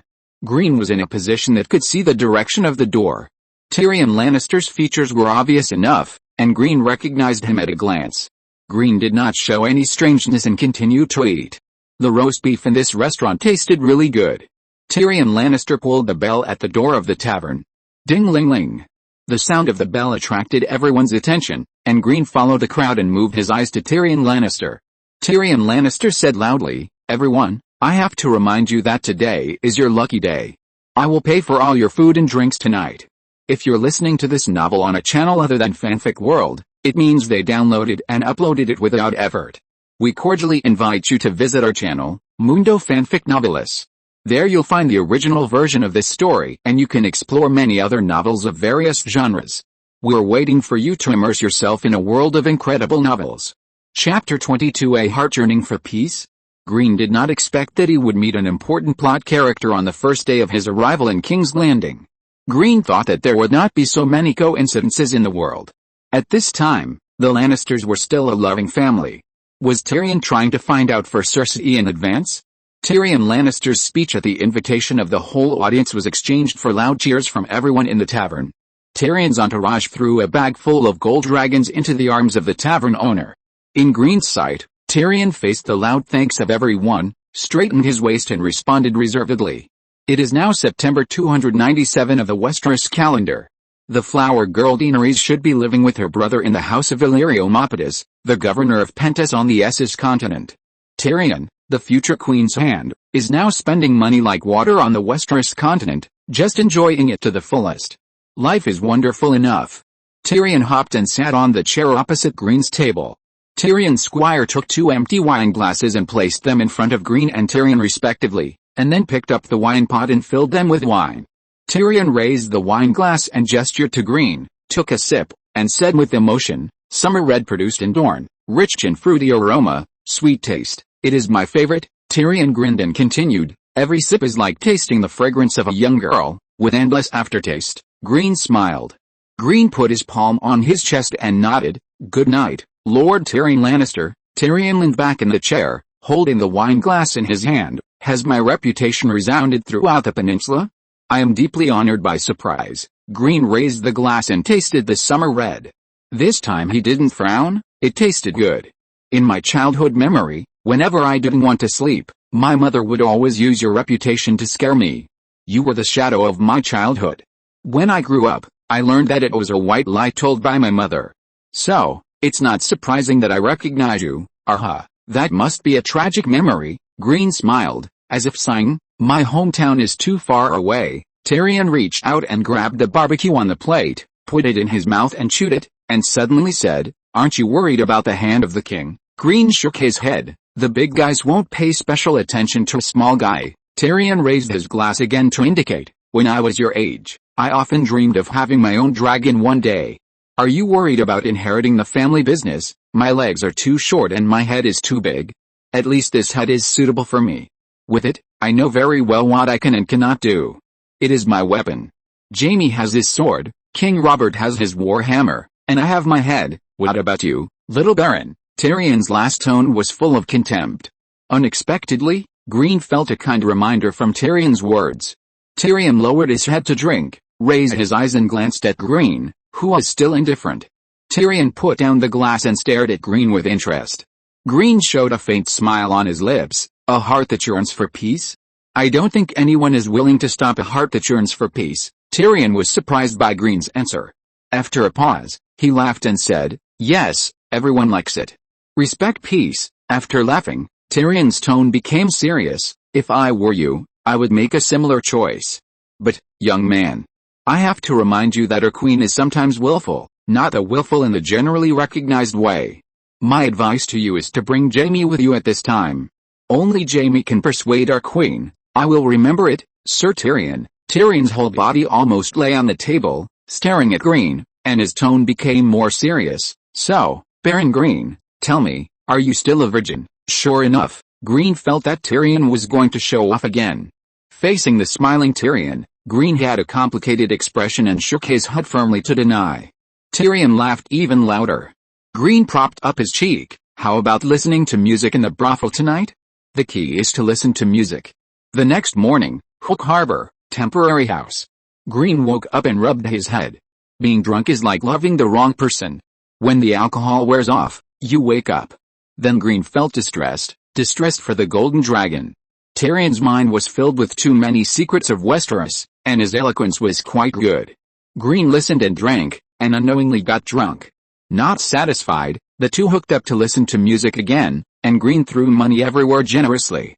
Green regretted and warned himself that it would only be this time. The Reach, Horn Hill, the sun was rising. Samwell Tarly dragged his overly large body and held his breath to find his father, Randyll Tarly. Samwell Tarly was very fat, with dark hair and a pair of gray eyes on his huge round face. The bald Randyll Tarly sat majestically at the dining table, having breakfast with his family. The table was very quiet, with only the slight sound of knives and forks and whispers. Samwell Tarly's arrival seemed to disrupt the warm family meal. Randyll Tarly just glanced at him with a corner of his eyes, ignoring Samwell's cautious look.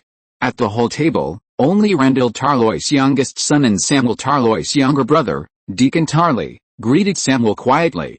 Father, excuse me, for being so presumptuous. Samwell couldn't help but raise his hand to wipe the sweat off his face. Bang! Randyll Tarly put down his knife and fork, and the others stopped eating silently. Idiot, if you knew it was a disturbance, why did you come here at this time? You look like you are full of useless fat. Samwell shrank his neck in fear. Wick, fat, you only put your face in the book, and read the achievements of people who are better than you all day long. You will be an adult soon, but you are not worthy of inheriting my territory and title. Melissa Florent, the wife of Randyll Tarly, couldn't stand it, but she didn't want to argue with her husband in front of the children, so she left the table angrily and expressed her dissatisfaction to her husband. The wife's departure still worked, and Randyll Tarly stopped humiliating Samwell. Samwell looked at his mother's back with guilt. Samwell was born in this family with Randyll Tarly's hopes and sustenance. He was given too many expectations since he was born. Samwell, who was born as the eldest son, was given too much hope by his father Randyll. When Sam was very young, Randyll Tarly also loved his son very much. But as Sam grew up, Randyll Tarly found that his son was not what he expected. Although Randyll Tarly exhausted his efforts to cultivate Samwell, he seemed helpless in front of Samwell. When this hope was shattered bit by bit, the upright and rigid Randyll Tarly was completely disappointed with his son and even hated him to the core. Father, I studied the operations of the Kleber family. Chapter 23, Visionary Advice. In order to increase credibility, Mr. Al of Whispering City described the battle process of the Crab family to regain the old land to the Mr. City in as much detail as possible. Mr. Al did not intentionally leak Crab's secrets, but just because of his usual rigorous academic habits and his own little bit of showing off. The successive lords of Crab Claw Peninsula were brave enough, but lacked knowledge. Green was taught by Mr. Al since he learned to read. The old man likes to reminisce and now feels very accomplished when he thinks back. Mr. Al is knowledgeable enough, but he is not a general after all. Strictly speaking, he inadvertently leaked some information. Under the processing of Mr. Al's feather pen, Crab's combat is quite artistic. Except for a small number of interested people, most of the nobles in Westeros sneered, "Isn't it just a wild man? I can do it too." Samwell, the eldest son of Randyll, who is eager to get his father's recognition, is one of the small number of interested people. After arriving at Amidst's city, the contents of Mr. Owl's statement will be simplified again based on the original contents, and then sent to the friendly Misters of the Lords of Westeros by Raven. Only Samuel, who reads various things every day in Landor's Hornhill, noticed it, and even asked the Misters of Hornhill to ask for a more detailed original from the Misters' city. Under Landor's majesty, Samuel always hesitated when he spoke, and as a result, Landor disliked Samuel even more. Father, I studied the operations of the crab house. Landor seemed not to hear. Samuel spoke to himself. For him, being able to take the initiative to stand here and give advice to his father was already the greatest courage he could muster. I have checked a lot of information. The wild men of Crab Claw Peninsula are all natural warriors. They are not weak. Baron Green can defeat them with a few soldiers. He is worthy of attention. His combat methods are familiar to us. The famous General Landor is proud, and his record is also proud enough. In the War of the Usurper, the army he led caused Robert Baratheon's army to suffer the only defeat at the Battle of Poplar Beach. Randyll Tarly was upright and rigid, but he had a steel will and shrewdness. He was also praised by Kevin Lannister as the most capable person to end the war in Westeros after the death of Tywin Lannister. Randyll had naturally read the briefing on the battle on Crab Claw Peninsula. His eldest son was cowardly and his youngest son was too young. He just sighed that it was a pity that he was not his child. Samuel's words were interrupted by Randyll. So, what's the use of studying these? If you meet on the battlefield, can you defeat Crab? Or do you think you will be braver than the wildlings who are not afraid of death? Facing the roar of the warhorse, can you still hold the sword in your hand? Go away, disappear from my sight. Samuel was terrified and anxious. He felt that there must be something wrong with Crab's bow and arrow, and he needed to understand it in depth. Hornhill should know and master this information in advance. There are more details that need to be advised to his father. Samuel was sweating all over, and the sweat slid from his forehead to his chin like rain and then dripped down. Get lost, Samuel shuddered violently. Under the cold gaze of Lando, the courage he had finally mustered had already dissipated, and he fled the restaurant in a hurry. Tyrion came again and told Green that Her Royal Highness Queen Green was recovering from her injuries. She would not meet Green until the scars on her face disappeared completely, because it would affect her noble image. After quietly telling Green the confidential information, Tyrion took Green to drink and listen to music. For 5 consecutive days, Green could see Tyrion's small body swaying in front of him every evening. Every time, there was a reason for Green to go and it was difficult to refuse. Green was very familiar with Tyrion's routine, and he had used it in his previous life. At the beginning, use the most sincere advice, reveal the secrets that seem very important on the surface, quickly skip the unfamiliar stage, directly shorten the distance between the two parties, add wine and beauty, and then, if everything goes well, the other party will be no longer on guard in front of you and will no longer have any secrets. Green actually wanted to tell Tyrion that high-level hunters often appear in the form of prey. Green followed Tyrion to experience the luxurious life of the nobles in King's Landing, while playing the role of an excellent lord who was humble, honest, compassionate, wise, brave, fair, sacrificed, and honored. The serious Green was very scary. He was so immersed in the role that he believed it himself in the end. Red Castle, Garden. Tyrion sat on a wooden bench with thick dark circles under his eyes, staring blankly at his nephew Tommen and niece Myrcella playing.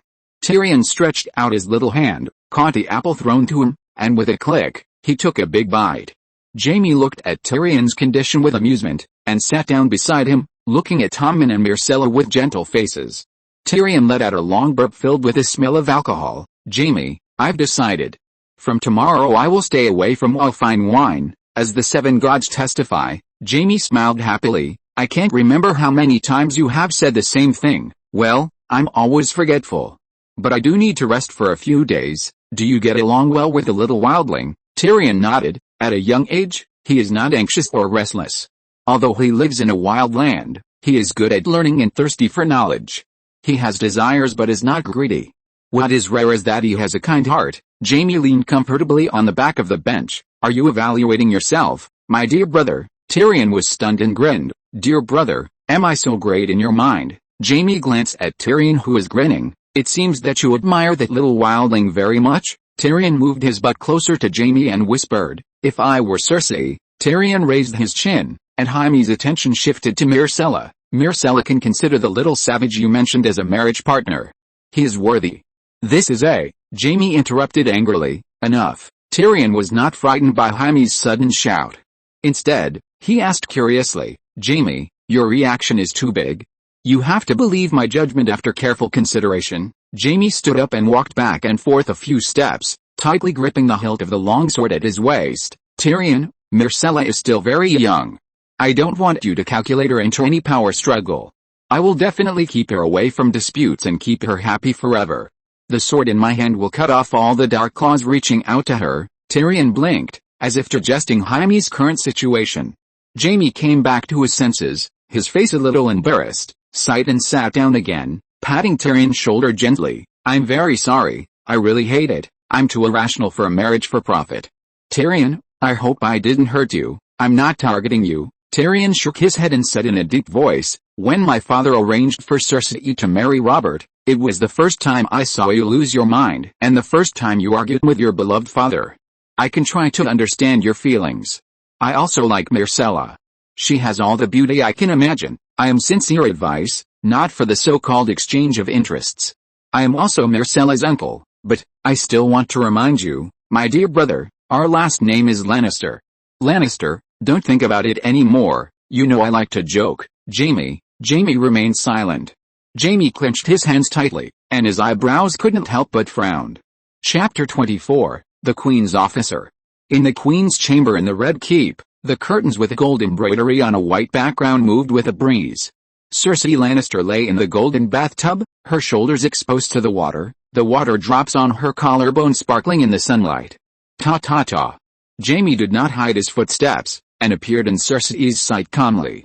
Queen Cersei flicked her satin-like golden hair, showing her charm. Brother and brother, are you finally willing to end the warm conversation between brothers? Jaime frowned slightly. Cersei, he is also worried about you. You should be grateful to him. Jaime did not say the three words Tyrion in front of Cersei, and reluctantly used him instead. Cersei sneered and mocked. I am the daughter of the old lion, the queen. You are self-righteous. I have my own judgment. I don't need others to tell me what to do. You just need to obey. Splash. Cersei got up from the bathtub, slightly raised her chin and stared at Jaime. Jaime sighed secretly, not wanting to continue the argument that he had repeated countless times. He reached out and picked up the wine-red robe, and walked over to help Cersei put it on. Cersei raised the corners of her lips in satisfaction, walked to the side barefoot, picked up the wine glass and took a sip of red wine. Cersei raised the wine glass elegantly, her beautiful eyes seemed to be shining. That loser, did you find out anything valuable? Jaime spread his hands. Not bad, worth winning over. Cersei laughed again. Humph, you talked for so long for this little information. I'm really worried about the future of Lannister. You are too slow. I already knew about this kind of thing through Baron Green's letter, and it took me so long. Jaime didn't want to convey Tyrion's original words to Cersei. Even if he was beaten to death, things would only get worse. Jaime did not want to maliciously frame others out of the honor of a knight, and at this moment, saying not bad was the greatest compliment. Jaime shrugged. Arrange a meeting right away. Cersei said a little angrily. Jaime, okay, I didn't forget. You reminded me. Everything must be legitimate. I will go to the Red Keep to see if there is a suitable position for him. It was originally just a simple interview, but you believed someone's slander and insisted on intervening, so I took the trouble to change it to another way of interviewing. I tolerate it because of you, Jaime. King's Landing, Hook Harbor, Green's study. It has been more than a week since Green left the Whispering City. Herschel's Raven delivered the first briefing of the Crab territory today. A 30-man team of the Thorn Legion was ambushed by a small group of wildlings at night while performing a solo mission, and 23 people were killed and injured. Putting down the letter, Green rubbed his temple. Green doesn't have to worry about everything, but such casualties have occurred. Green believes that the experienced Night Pell will make adjustments in time. Not only the Thorn Corps, but all the Longbowmen, because of Kleber's lack of resources, were not equipped with melee weapons in time. Green's favorite is a short sword with a blade length of no more than 50 centimeters and a width of no more than 5 centimeters, mainly used for stabbing and supplemented by slashing. This short sword is light and does not affect the archery and marching of the Longbowmen. The power of melee combat is not weak, and it can effectively deal with the threat of melee combat. Lack of money.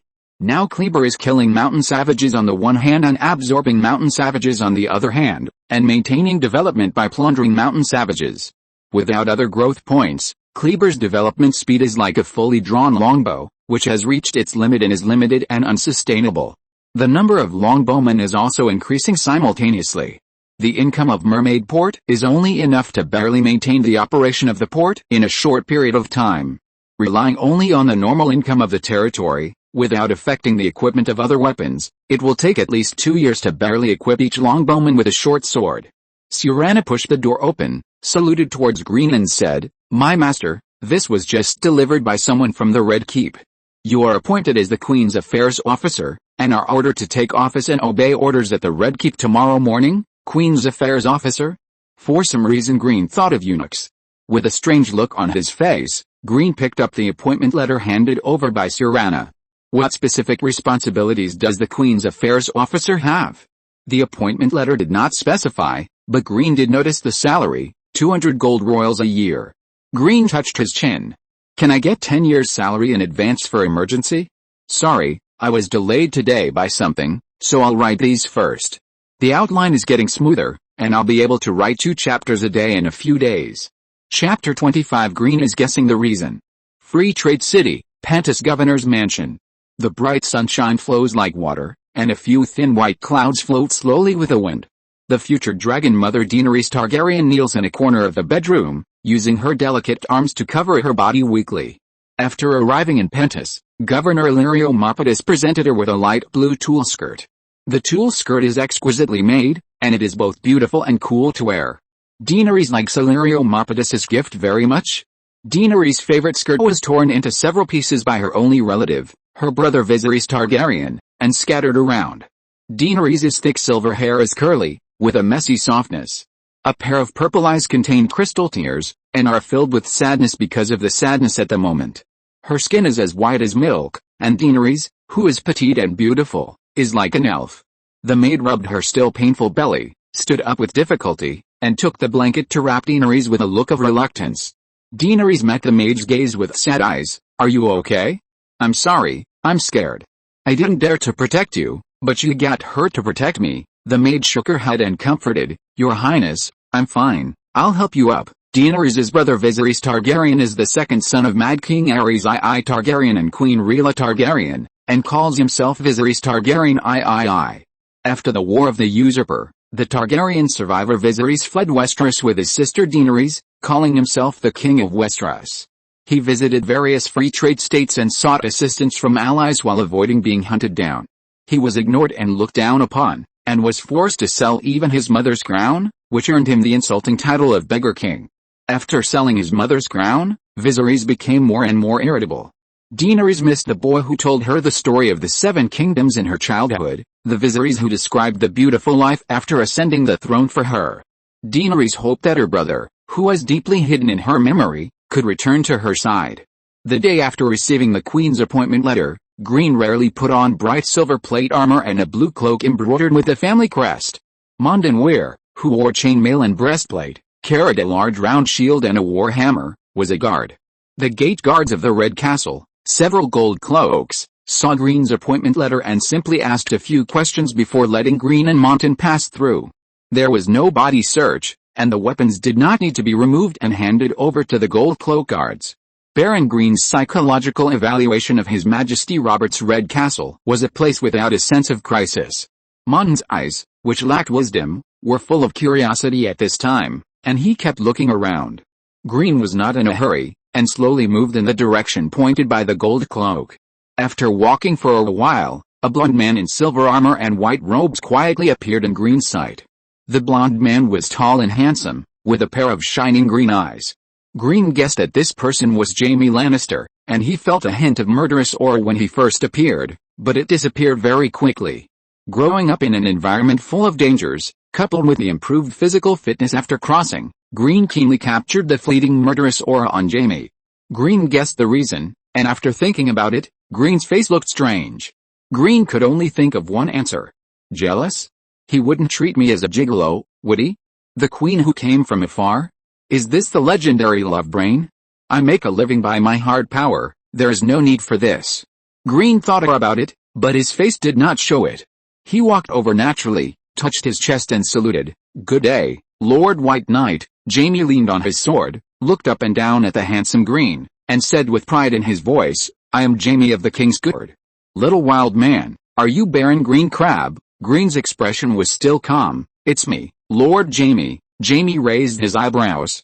Tyrion's evaluation was indeed correct. His mentality was very mature. If it were a normal young man who had inherited the family, it would be normal to at least show some unhappiness at this time. Although Jaime was unhappy with Green, he was not interested in continuing to deliberately embarrass him.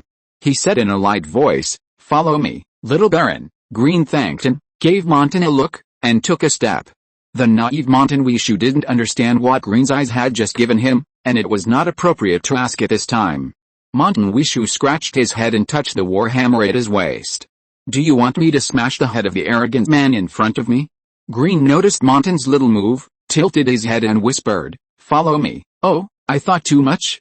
Montan Wishu responded honestly, followed Green, and continued to look around curiously.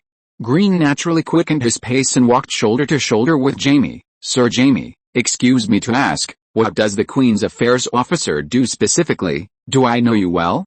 Jaime squinted and said, "Didn't you ask Tyrion? Is Jaime jealous of Tyrion? A terrible brother control?"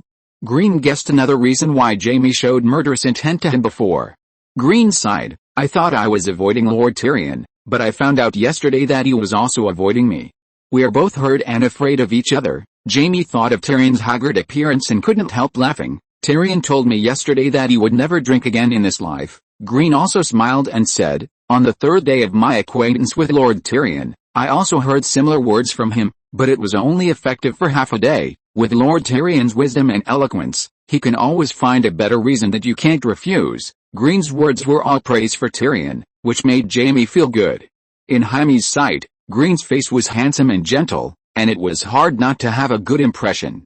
Jaime, who had already started a pleasant exchange with Green, didn't know what he remembered, and suddenly returned to a cold expression. "Tisk, at Sundeer man?" Green, who has a big picture, doesn't care about Jaime's Sundeer. Let's talk about it later. End of this chapter. Thank you very much for reaching the end. Don't forget to like. Looking for more exclusive content and immediate access? Subscribe to our Patreon. Remember, every like, subscription, or donation encourages us to continue. Thanks to everyone. See you in the next video.